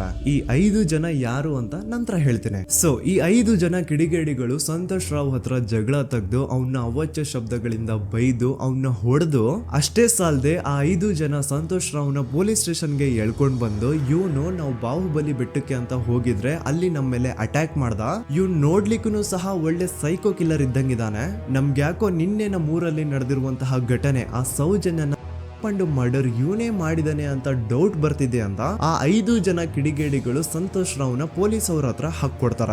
ಅಂಡ್ ಪೊಲೀಸ್ ಅವ್ರು ಕೂಡ ಎಂತವ್ರು ನೋಡಿ, ಯಾರೋ 5 ಜನ ಕಿಡಿಗೇಡಿಗಳು ಬಂದು ಇವನೇ ಕೊಲೆ ಮಾಡಿದಾನೆ ಅಂತ ಹೇಳಿದ ತಕ್ಷಣ ಹಿಂದೆ ಮುಂದೆ ಕ್ರಾಸ್ ಚೆಕ್ ಮಾಡದೆ ಸಂತೋಷ್ ರಾವ್ನ ಅರೆಸ್ಟ್ ಮಾಡಿ ಸೌಜನ್ಯ ಕೇಸ್ನ ಆರೋಪಿ ಸಿಕ್ಕಿದಾನೆ ಅಂತ ಎಲ್ಲಾ ಕಡೆ ಘೋಷಣೆ ಮಾಡ್ಬಿಡ್ತಾರ. ಜನರಿಗೆ ಈ ಕಡೆ ಒಂಥರ ನೆಮ್ಮದಿ, ಓ ಬಿಡಪ್ಪ ನಮ್ ಪೊಲೀಸ್ ಅವ್ರಿಗೆ ತಮ್ಮ ಡ್ಯೂಟಿ ಮೇಲೆ ಎಷ್ಟೊಂದು ನಿಷ್ಠೆ ಇದೆ, ಒಂದೇ ದಿನದಲ್ಲಿ ಆರೋಪಿನ ಹಿಡಿದ್ಬಿಟ್ರಲ್ಲ ಅಂತ ಪೊಲೀಸ್ ಅವ್ರ ಮೇಲೆ ಫುಲ್ ಒಂಥರ ಹೊಗಳ್ತಾ ಇರ್ತಾರೆ. ಆದ್ರೆ ಪಾಪ ಜನರಿಗೆ ಎಲ್ಲಿ ಗೊತ್ತಿತ್ತು ಈ ಕೇಸ್ ನ ರಿಯಲ್ ಆರೋಪಿ ಬೇರೆ ಯಾರೋ ಇದಾರೆ, ಪೊಲೀಸ್ ಅವರೇ ಈ ಕೇಸ್ ನ ಮಿಸ್ಲೀಡ್ ಮಾಡೋದಕ್ಕೆ ಸುಮ್ನೆ ಸಂತೋಷ್ ನ ಅರೆಸ್ಟ್ ಮಾಡಿದ್ದಾರೆ ಅಂತ. ಸೊ ಸಂತೋಷ್ ರಾವ್ ಒಂದು ಹುಡುಗಿಯ ರೇಪ್ ಅಂಡ್ ಮರ್ಡರ್ ಕೇಸ್ ಅಲ್ಲಿ ಅರೆಸ್ಟ್ ಆಗಿದ್ದಾನೆ ಅನ್ನೋ ವಿಷಯ ಸಂತೋಷ್ ನ ತಾಯಿಗೆ ಗೊತ್ತಾದಾಗ ಅವ್ರ ಪಾಪ ನೋವಲ್ಲಿ ಕುರ್ಗಿ ಸಾಯ್ತಾರ. ಅಂಡ್ ಇನ್ನು ಅವ್ರ ತಂದೆ ಒಂದು ಕಡೆ ಪಾಪ ಹೆಂಡತಿನ ಕಳ್ಕೊಂಡಿರುವಂತಹ ನೋವು, ಇನ್ನೊಂದು ಕಡೆ ಮಗ ನೋಡಿದ್ರೆ ಯಾವ್ದೋ ಫಾಲ್ಸ್ ಕೇಸ್ ಅಲ್ಲಿ ಅರೆಸ್ಟ್ ಆಗಿದ್ದಾನೆ. ಈ ಕಡೆ ಕೇಸ್ ನ ಇನ್ವೆಸ್ಟಿಗೇಷನ್ ನಡೀತಾ ಇದೆ. ಅಂಡ್ ಇಲ್ಲಿ ನಾನು PSI ಯೋಗೇಶ್ ಅವ್ರ ಬಗ್ಗೆ ಅಂತೂ ಮೆನ್ಷನ್ ಮಾಡ್ಲೇಬೇಕು. ಈ ಪೊಲೀಸ್ ಆಫೀಸರು ಗೊತ್ತಿದ್ದು ಈ ತಪ್ಪನ ಮಾಡಿದ್ರು ಅಥವಾ ಗೊತ್ತಿಲ್ದೇನೆ ಈ ತಪ್ಪನ ಮಾಡಿದ್ರು ನನ್ಗಂತೂ ಗೊತ್ತಿಲ್ಲ. ಸೊ ಇವ್ರು ಏನ್ ಮಾಡ್ತಾರೆ ಅಂತಂದ್ರೆ, ಸೌಜನ್ಯನ ಬಾಡಿನ ಪೋಸ್ಟ್ ಮಾರ್ಟಮ್ ಗೆ ಕಳಿಸಿದಾಗ ಡಾಕ್ಟರ್ಸ್ ಹಂಗೋ ಹಿಂಗೋ ಮಾಡಿ ಇಂದ ಕೆಲವೊಂದು ಸ್ಪರ್ಮ್ ನ ಸ್ಯಾಂಪಲ್ಸ್ ಕಲೆಕ್ಟ್ ಮಾಡ್ತಾರೆ. ಅದನ್ನ ಅವರು PSI ಯೋಗೇಶ್ಗೆ ಕೊಟ್ಟು ಇದನ್ನ ವಿತಿನ್ 72 ಅವರ್ಸ್ ಒಳಗಡೆ ಇನ್ನೊಂದು ಲ್ಯಾಬ್ ಗೆ ಸಬ್ಮಿಟ್ ಮಾಡಿ ಅಂತ ತುಂಬಾ ಕ್ಲಿಯರ್ ಆಗಿ ಹೇಳ್ತಾರೆ. ಆದ್ರೆ PSI ಯೋಗೇಶ್ ಆ ಸ್ಪರ್ಮ್ ಸ್ಯಾಂಪಲ್ಸ್ ನ ವಿತಿನ್ 72 ಅವರ್ಸ್ ಒಳಗಡೆ ಲ್ಯಾಬ್ ಕಳ್ಸೋದಿರ್ಲಿ, ಅದನ್ನ 12 ದಿನ ಆದ್ಮೇಲೆ ಲ್ಯಾಬ್ ಕಳಿಸ್ತಾರೆ. ಅಷ್ಟೊತ್ತಿಗೆ ಆಲ್ರೆಡಿ ಆ ಸ್ಪರ್ಮ್ ಸ್ಯಾಂಪಲ್ಸ್ ಗೆಲ್ಲ ಫಂಗಸ್ ಹಿಡಿದು ಅದು ಅನ್ಫಿಟ್ ಫಾರ್ ಟೆಸ್ಟಿಂಗ್ ಅಂತ ಬರುತ್ತೆ. ಈಗ ನೀವೇ ಹೇಳಿ, ಎಂತ ಡಂಬೆಸ್ಟ್ ಪರ್ಸನ್ ಪೊಲೀಸ್ ಆಫೀಸರ್ ಆಗಿದ್ರು ಅವನ ಹತ್ರ ಒಂದು ಮರ್ಡರ್ ಕೇಸ್ ಬಂದಾಗ ಅವನ ಹತ್ರ ಇರೋ ಮೇನ್ ಸಾಕ್ಷಿನೇ, ಮೇನ್ ಎವಿಡೆನ್ಸ್ ಆ ಹುಡುಗಿಯ ಇಂದ ಕಲೆಕ್ಟ್ ಆಗುವಂತಹ ಸ್ಪರ್ಮ್ ಸ್ಯಾಂಪಲ್ಸ್. ಸೊ ಅದನ್ನ ಮೊದಲು ಲ್ಯಾಬ್ ಕಳಿಸಿ ಅದನ್ನ ಐಡೆಂಟಿಫೈ ಮಾಡೋದು ಪೊಲೀಸ್ ಅವರ ಫಸ್ಟ್ ಡ್ಯೂಟಿ. ಆದ್ರೆ ಇಲ್ಲಿ PSI ಯೋಗೇಶ್ ಅವರು ಇದನ್ನೇ ಮರ್ತು ಹೋದ್ರು ಅಂತ ನೋಡಿ. ಯಾವುದೇ ಒಂದು ಕೇಸ್ ಅಲ್ಲಿ ಪೊಲೀಸ್ ಅವರು ಆದಷ್ಟು ಎವಿಡೆನ್ಸ್ ನ ಕಲೆಕ್ಟ್ ಮಾಡೋದಕ್ಕೆ ಟ್ರೈ ಮಾಡ್ತಾರೆ. ಆದ್ರೆ ಈ ಒಂದು ಕೇಸ್ ಅಲ್ಲಿ ಮಾತ್ರ ಪೊಲೀಸ್ ಅವರು ಎವಿಡೆನ್ಸ್ ನ ಕಲೆಕ್ಟ್ ಮಾಡೋ ಬದಲಾಗಿ ಎವಿಡೆನ್ಸ್ ನ ಡಿಸ್ಟ್ರಾಯ್ ಮಾಡೋದ್ರಲ್ಲಿ ಮುಂದೆ ಇದ್ರು. ಅಷ್ಟೇ ಅಲ್ಲದೆ ಈ ಪೊಲೀಸ್ ಆಫೀಸರ್ ಸೇರ್ಕೊಂಡು ಸಂತೋಷ್ ರಾವ್ಗೆ ಸೆಲ್ ಅಲ್ಲಿ ಎಂತ ಟಾರ್ಚರ್, ಎಂತ ಹಿಂಸೆ ಕೊಡ್ತಾರೆ ಅಂದ್ರೆ ನೆನ್ಸ್ಕೊಂಡ್ರೆ ಮೈ ಜುಮ್ ಅನ್ನುತ್ತ. ಹೊಡಿಯೋದು, ಕೆಟ್ಟದಾಗ ಬೈಯೋದು, ಇದೆಲ್ಲ common. Most brutal parties Santosh ರಾವ್ನ ಪ್ಯಾಂಟ್ ಬಿಚ್ಚಿ ಅವನ ಪ್ರೈವೇಟ್ ಪಾರ್ಟ್ ಮೇಲೆ ಬಿಸಿ ಬಿಸಿ ಕುದೀತಾ ಇರುವಂತಹ ನೀರ್ ಚಲ್ತಾರ. ಈ ಕ್ರೈಮ್ ನೀನೇ ಮಾಡಿದ್ಯಾ ಅಂತ ಒಪ್ಕೋ, ಇಲ್ಲ ಅಂತಂದ್ರೆ ನಿನ್ನ ಸೆಲ್ ಒಳಗಡೆನೆ ಸಾಯಿಸ್ಬಿಡ್ತೀವಿ, ನಿನ್ನ ತಂದೆ ತಾಯಿ ಎಲ್ರು ಸಾಯಿಸ್ಬಿಡ್ತೀವಿ ಅಂತ ಬ್ಲಾಕ್ ಮೇಲ್ ಮಾಡ್ತಾರ. ನೋಡಿ, ಸಂತೋಷ್ ರಾವ್ ಜಾಗದಲ್ಲಿ ನನ್ನಂತ ನಿಮ್ಮಂತ ನಾರ್ಮಲ್ ಪರ್ಸನ್ ಯಾರಾದ್ರೂ ಇದ್ದಿದ್ರೆ ಪೊಲೀಸ್ ಅವರು ಕೊಡ್ತಿರುವಂತಹ ಹಿಂಸೆನ ತಡ್ಕೊಳಕ್ಕಾಗದೆ ಆ ಕ್ರೈಮ್ ಮಾಡಿಲ್ಲ ಅಂದ್ರೂ ಮಾಡಿದೀನಿ ಅಂತ ಒಪ್ಕೊಬಿಡ್ತಾ ಇದ್ವಿ. ಆದ್ರೆ ಸಂತೋಷ್ ರಾವ್ ಮೆಂಟಲಿ ಇಲ್ಲಿರೋದೇ ಅವನ್ಗೆ ಅಡ್ವಾಂಟೇಜ್ ಆಗೋಯ್ತು. ಪೊಲೀಸ್ಗಳು ಸಂತೋಷ್ ರಾವ್ಗೆ ಎಷ್ಟೇ ಹೊಡೆದ್ರು, ಎಷ್ಟೇ ಬೈದ್ರು, ಎಷ್ಟೇ ಬ್ಲಾಕ್ ಮೇಲ್ ಮಾಡಿದ್ರು ಸಂತೋಷ್ ರಾವ್ ಬಾಯಲ್ಲಿ ನಾನ್ ಈ ಕ್ರೈಮ್ ನ ಮಾಡಿಲ್ಲ ಅಂತಾನೆ ಬರುತ್ತೆ ಹೊರತು ಆ ಕ್ರೈಮ್ ನ ಅವನು ಒಪ್ಕೊಳ್ಳೋದೇ ಇಲ್ಲ. ದೆನ್ ಕೋರ್ಟ್ ಟ್ರಯಲ್ಸ್ ಸ್ಟಾರ್ಟ್ ಆಗುತ್ತೆ. ಈ ಕ್ರೈಮ್ ನ ಸಂತೋಷೇ ಮಾಡಿದಾನೆ ಅಂತ ಸೌಜನ್ಯ ಕಡೆಯ ಲಾಯರ್ ವಾದ ಮಾಡ್ತಾನೆ. ಅದಕ್ಕೆ ಆಪೋಸಿಟ್ ಆಗಿ ಸಂತೋಷ್ ರಾವ್ ಕಡೆಯಿಂದ ಒಬ್ರು ಲಾಯರ್ ಇಲ್ಲ, ಸಂತೋಷ್ ರಾವ್ ಈ ಕ್ರೈಮ್ ನ ಮಾಡ್ಲಿಕ್ಕೆ ಸಾಧ್ಯನೇ ಇಲ್ಲ ಅಂತ ವಾದ ಮಾಡ್ತಿರ್ತಾರೆ. ಅಂಡ್ ಕೋರ್ಟ್ ಇಂದ ಆಚೆಗಡೆ ಸಂತೋಷ್ ರಾವ್ ನ ಅಗೇನ್ಸ್ಟ್ ಸ್ಟೂಡೆಂಟ್ಸ್ ಪ್ರೊಟೆಸ್ಟ್ ನಡೆಯುತ್ತೆ, ಪಬ್ಲಿಕ್ ಪ್ರೊಟೆಸ್ಟ್ ನಡೆಯುತ್ತೆ. ಅರೆಸ್ಟ್ ಆಗಿರುವಂತಹ ಸಂತೋಷ್ ರಾವ್ಗೆ ಗಲ್ಲಿಗೇರಿಸ್ರಿ ಅಂತ ಅವ್ರು ಡಿಮ್ಯಾಂಡ್ ಮಾಡ್ತಿರ್ತಾರೆ. ಸೊ ಹೀಗೆ ಒಂದು 2-3 ವರ್ಷ ಕಳೆದು ಹೋಗುತ್ತೆ. ನಂತರ ಒಂದು ಕೋರ್ಟ್ ಟ್ರಯಲ್ ಅಲ್ಲಿ ಸಂತೋಷ್ ರಾವ್ ಪರವಾಗಿ ಹೋರಾಡ್ತಿದ್ದಂತಹ ಲಾಯರ್ ಯಾಕೆ ಈ ಕೇಸ್ ಅಲ್ಲಿ ಸಂತೋಷ್ ಆರೋಪಿ ಅಲ್ಲ ಅಂತ ಪ್ರೂವ್ ಮಾಡ್ಲಿಕ್ಕೆ ಕೆಲವೊಂದು ಪಾಯಿಂಟ್ಸ್ ನ ಮುಂದೆ ಇಡ್ತಾರೆ. ಅದೇನಂತಂದ್ರೆ, ಮೊದಲನೇದಾಗಿ ಸಂತೋಷ್ ರಾವ್ ಈ ಕ್ರೈಮ್ ನ ಮಾಡಿದಾನೆ ಅಂತ ಒಬ್ರು ಒಂದೂನು ಐ ವಿಟ್ನೆಸ್ ಇರಲ್ಲ. ಇನ್ನೊಂದೇನು ಅಂತಂದ್ರೆ, ಯಾವೊಂದು ಕಂಡೀಷನ್ ಅಲ್ಲಿ, ಯಾವೊಂದು ಬ್ರೂಟಲ್ ಕಂಡೀಷನ್ ಅಲ್ಲಿ ಸೌಜನ್ಯನ ಬಾಡಿ ಸಿಕ್ಕಿತ್ತೋ ಅದನ್ನ ಗಮನದಲ್ಲಿಟ್ಕೊಂಡು ಸ್ವಲ್ಪ ಪ್ರಾಕ್ಟಿಕಲ್ ಆಗಿ ಥಿಂಕ್ ಮಾಡಿದ್ರೆ ಆ ಒಂದು ಭೀಕರ ಕ್ರೈಮ್ ನ ಒಬ್ನೇ ಮಾಡ್ಲಿಕ್ಕೆ ಸಾಧ್ಯನೇ ಇಲ್ಲ. ಇನ್ನೊಂದು ಪಾಯಿಂಟ್ ಏನು ಅಂತಂದ್ರೆ, ಸೌಜನ್ಯನ ಇಂದ ಪೊಲೀಸ್ ಅವ್ರಿಗೆ ಯಾವುದೇ ಸ್ಪರ್ಮ್ ಸ್ಯಾಂಪಲ್ ಸಿಗ್ಬಾರ್ದು ಅಂತ 6 ಇಂಚು ಅಷ್ಟು ಮಣ್ಣು ಹಾಕಿರ್ತಾರ. ಸೊ ಈಗ ನೀವೇ ಹೇಳಿ, ಮೆಂಟಲಿ ಇಲ್ಲಿರುವಂತಹ ಪರ್ಸನ್ಗೆ ಇಷ್ಟೊಂದು ಬುದ್ಧಿವಂತಿಕೆ ಇರುತ್ತಾ ಅನ್ಕೊಳ್ಳಿ. ಅಷ್ಟೊಂದು ಬುದ್ಧಿವಂತಿಕೆ ಅವ್ನಿಗಿದ್ರೂನು ಆ ಕ್ರೈಮ್ ಮಾಡಾದ್ಮೇಲೆ ಅವನ ಊರಿಂದ ಓಡ್ ಹೋಗ್ಬೋದಾಗಿತ್ತು. ಆದ್ರೆ ಮತ್ತ್ಯಾಕೆ ಅವನು ಅದೇ ಊರಲ್ಲೇ ಇರ್ತಾನೆ. ಅಂಡ್ ಸೌಜನ್ಯ ಕೊನೆಯದಾಗಿ ಪ್ರಕೃತಿ ಹಾಸ್ಪಿಟಲ್ ಮುಂದ್ಗಡೆಯಿಂದ ನಡ್ಕೊಂಡು ಹೋಗ್ತಾ ಇರ್ಬೇಕಾದ್ರೆ ಆ ಪ್ರಕೃತಿ ಹಾಸ್ಪಿಟಲ್ ನ ಸೆಕ್ಯೂರಿಟಿ ಗಾರ್ಡ್ ನೋಡ್ತಾನೆ. ಅಂಡ್ ಪ್ರಕೃತಿ ಹಾಸ್ಪಿಟಲ್ ನ ಆಚೆಗಡೆ CCTV ಕ್ಯಾಮರಾನು ಇರುತ್ತೆ. ಸಡನ್ಲಿ ಆ CCTV ಫುಟೇಜ್ ಕೂಡ ಕಾಣೆ ಆಗ್ಬಿಡುತ್ತಾ. ಇನ್ನೊಂದೇನು ಅಂತಂದ್ರೆ, ಸೌಜನ್ಯನ ಮರ್ಡರ್ ಆಗಿದ್ದು ನೆಕ್ಸ್ಟ್ ದಿನಾನೇ ಪೊಲೀಸ್ ಅವರು ಆರೋಪಿನ ಹಿಡಿದ್ರು. ಸೊ ಹಾಗಿದ್ದಾಗ ಆ ಕಲೆಕ್ಟ್ ಮಾಡಿರುವಂತಹ ಸ್ಪರ್ಮ್ ಸ್ಯಾಂಪಲ್ಸ್ ನ ಲ್ಯಾಬ್ ಗೆ ಕಳಿಸಿ ಇವನೇ ಆರೋಪಿ ಅಂತ ಕನ್ಫರ್ಮ್ ಮಾಡೋ ಬದಲಾಗಿ ಯಾಕೆ ಪೊಲೀಸ್ ಅವರು ಆ ಸ್ಪರ್ಮ್ ಸ್ಯಾಂಪಲ್ಸ್ ನ ತಮ್ಮ ಹತ್ರನೇ ಇಟ್ಕೊಂಡು 12 ದಿನವರೆಗೂ ಅದಕ್ಕೆ ಫಂಗಸ್ ಹಿಡಿಯೋವರೆಗೂ ಕಾದು ಆಮೇಲೆ ಅದನ್ನ ಲ್ಯಾಬ್ ಕಳಿಸಿದ್ರು. ಅಂಡ್ ಮೇನ್ ಇಂಪಾರ್ಟೆಂಟ್ ಆಗಿ ಸಂತೋಷ್ ರಾವ್ಗೆ ಒಂದು ಗುಪ್ತ ರೋಗ ಇರುತ್ತೆ, ಅದೇ ಫಿಮೋಸಿಸ್ ಅಂತ. ಈ ಕಾಯಿಲೆ ಏನು ಅಂತ ನಾನು ಈ ವಿಡಿಯೋದಲ್ಲಿ ಡೀಟೇಲ್ಡ್ ಆಗಿ ಎಕ್ಸ್ಪ್ಲೈನ್ ಮಾಡ್ಲಿಕ್ಕೆ ಆಗಲ್ಲ. ಜಸ್ಟ್ ತಿಳ್ಕೊಳ್ಳಿ, ಈ ಒಂದು ಕಾಯಿಲೆ ಇರೋರು ಇಂಟಿಮಸಿ ಮಾಡ್ಲಿಕ್ಕೆ ಆಗಲ್ಲ. ಇನ್ ಕೇಸ್ ಮಾಡಿದ್ರು ಅವರು ಸುಖ ಅಲ್ಲ ನರಕ ಕಾಣ್ತಾರ. ಸೊ ಇಷ್ಟೆಲ್ಲ ವ್ಯಾಲಿಡ್ ಪಾಯಿಂಟ್ಸ್, ಇಷ್ಟೆಲ್ಲ ಫ್ಯಾಕ್ಟ್ಸ್ ಕಣ್ ಮುಂದೆ ಇರಬೇಕಾದ್ರೆ ಸ್ಟಿಲ್ ಪೊಲೀಸ್ ಅವರು ಯಾಕೆ ಈ ಕ್ರೈಮ್ ನ ಸಂತೋಷ್ ರಾವೇ ಮಾಡಿದಾನೆ ಅಂತ ಇವನ್ ಹಿಂದೆ ಬಿದ್ದಿದ್ದಾರೆ. ಯಾಕೆ ಅವರು ಈ ಕ್ರೈಮ್ ಇವನ್ ಬಿಟ್ರೆ ಬೇರೆ ಯಾರಾದ್ರೂ ಮಾಡಿರ್ಬೋದಲ್ಲ ಅಂತ ಆ ಆಂಗಲ್ ಅಲ್ಲಿ ಇನ್ವೆಸ್ಟಿಗೇಷನ್ ಮಾಡ್ತಿಲ್ವಲ್ಲ ಅಂತ ಪೊಲೀಸ್ ಅವರ ಇನ್ವೆಸ್ಟಿಗೇಷನ್ ಮೇಲೆ ಈಗ ಕ್ವಶನ್ ಬರುತ್ತೆ. So after hearing all of this, ಎಲ್ಲರಿಗೂ ಈಗ ಪೊಲೀಸ್ ಅವರ ಇನ್ವೆಸ್ಟಿಗೇಷನ್ ಇನ್ವೆಸ್ಟಿಗೇಷನ್ ಮೇಲೆ ಡೌಟ್ ಬರುತ್ತೆ. ಅಂಡ್ ಈವನ್ ಸೌಜನ್ಯ ಅವ್ರ ಮನೆಯವರು ಕೂಡ ನಿಜವಾದ ಆರೋಪಿ ಸಂತೋಷ್ ಅಲ್ಲ ಅಂತ ತಮ್ಮ ಅಭಿಪ್ರಾಯನ ವ್ಯಕ್ತಪಡಿಸ್ತಾರೆ. ಆಗ ಅಲ್ಲಿವರೆಗೂ ಸಂತೋಷ್ ರಾವ್ನ ಗಲ್ಲಿಗೇರಿಸಿ ಅಂತ ಏನು student protest and public protest ಎಲ್ಲ ನಡೀತಾ ಇತ್ತು, ಈಗ ಅದೆಲ್ಲ ನಿಂತು ಹೋಗಿ ಎಲ್ಲಾ ಹೇಟ್ ರೈಡ್ ಪೊಲೀಸ್ ಅವ್ರ ಕಡೆಗೆ ಹೋಗುತ್ತೆ. ಪೊಲೀಸ್ ಅವರು ಈ ಕೇಸಲ್ಲಿ ಕರಪ್ಟ್ ಆಗಿದ್ದಾರೆ, ಪೊಲೀಸ್ ಅವರೇ ಸತ್ಯ ಮುಚ್ಚಿಡ್ಲಿಕ್ಕೆ ಟ್ರೈ ಮಾಡ್ತಿದ್ದಾರೆ. ಹಾಗಾಗಿ ಈ ಕೇಸ್ನ ಇನ್ಮುಂದೆ ಪೊಲೀಸ್ ಅವರಲ್ಲದೆ ಸಿಬಿಐ ಅವರು ಇನ್ವೆಸ್ಟಿಗೇಷನ್ ಮಾಡಬೇಕು, ಈ ಕೇಸ್ನ ಸಿಬಿಐ ಒಪ್ಸಿ ಅಂತ ಅಗೇನ್ ಪ್ರೊಟೆಸ್ಟ್ ಗಳು ಸ್ಟಾರ್ಟ್ ಆಗ್ತವೆ. ಸೊ ಧರ್ಮಸ್ಥಳದಲ್ಲಿ ಇಷ್ಟೊಂದು ಹೋರಾಟಗಳಾಗ್ತಿದಾವೆ, ಒಬ್ಳು ಹುಡುಗಿ ಜೊತೆ ಇಷ್ಟೊಂದು ಅನ್ಯಾಯ ಆಗಿದೆ, ಆದ್ರೂ ಸಹ ಧರ್ಮಾಧಿಕಾರಿ ಏನು ಮಾತೇ ಆಡ್ತಿಲ್ವಲ್ಲ ಈ ಹುಡುಗಿ ಬಗ್ಗೆ ಅಂತ ಜನರು ಪ್ರಶ್ನೆ ಮಾಡಿದಾಗ ಆಗ ಧರ್ಮಾಧಿಕಾರಿನೂ ಜನರು ಮುಂದೆ ಬಂದ್ಬಿಟ್ಟು ಈ ಕೇಸ್ನ ಸಿಬಿಐ ಒಪ್ಸಿ ಅಂತ ಹೋರಾಟ ಮಾಡ್ತಾರ. ನಂತರ ಈ ಒಂದು ಕೇಸು ಪೊಲೀಸ್ ಅವರಿಂದ ಸಿಬಿಐ ಕೈಗೆ ಹೋಗುತ್ತೆ. ಸಿಬಿಐ ಕೈಗೆ ಹೋಗಿದ ತಕ್ಷಣ ಇಲ್ಲೇನು ಸತ್ಯ ಹೊರಗೆ ಬಂದಿಲ್ಲ. ಆ ಸಿಬಿಐ ಅವರು 3-4 ವರ್ಷ ಟೈಮ್ ತಗೊಂಡು ಮತ್ತೆ ಈ ಒಂದು ಕೇಸ್ನ ರೀ ಇನ್ವೆಸ್ಟಿಗೇಷನ್ ಮಾಡ್ತಾರ. ಆದ್ರೆ ಅಲ್ಲೇನು ಇನ್ವೆಸ್ಟಿಗೇಷನ್ ಮಾಡ್ಲಿಕ್ಕೆ ಉಳ್ದೇ ಇರಲ್ಲ. ಆ ಪೊಲೀಸ್ ಅವರು ಅವ್ರ ಕೈಯಲ್ಲಿ ಈ ಕೇಸು ಇದ್ದಷ್ಟು ದಿನ ಎಷ್ಟಾಗುತ್ತೋ ಅಷ್ಟು ಎವಿಡೆನ್ಸ್ ನ ಡಿಸ್ಟ್ರಾಯ್ ಮಾಡ್ಬಿಟ್ಟಿರ್ತಾರ. ಸೊ ಹಾಗಾಗಿ ಅಲ್ಲಿ ಸಿಬಿಐ ಅವ್ರಿಗೆ ಇನ್ವೆಸ್ಟಿಗೇಷನ್ ಮಾಡ್ಲಿಕ್ಕೆ ಏನ್ ಉಳ್ದೇ ಇರಲ್ಲ. ಆದ್ರೂ ಸ್ಟಿಲ್ ಅವರು 3-4 ಇಯರ್ಸ್ ಟೈಮ್ ತಗೊಂಡು ನಂತರ ಫೈನಲಿ ಒಂದು ರಿಪೋರ್ಟ್ ನ ಕೋರ್ಟ್ ಗೆ ಸಬ್ಮಿಟ್ ಮಾಡ್ತಾರೆ. ಅಂಡ್ ಸಿಬಿಐ ಅವರು ಕೋರ್ಟ್ ಗೆ ಸಬ್ಮಿಟ್ ಮಾಡಿರುವಂತಹ ಆ ಒಂದು ರಿಪೋರ್ಟ್ ಅಲ್ಲಿ ಏನಿತ್ತು ಅಂದ್ರೆ ಸಿಬಿಐ ಇನ್ವೆಸ್ಟಿಗೇಷನ್ ಕನ್ಫರ್ಮ್ಸ್ ದಟ್ ಈ ಒಂದು ಕ್ರೈಮ್ ನ ಸಂತೋಷ್ ರಾವ್ ಮಾಡಿದಾನೆ ಅಂತ.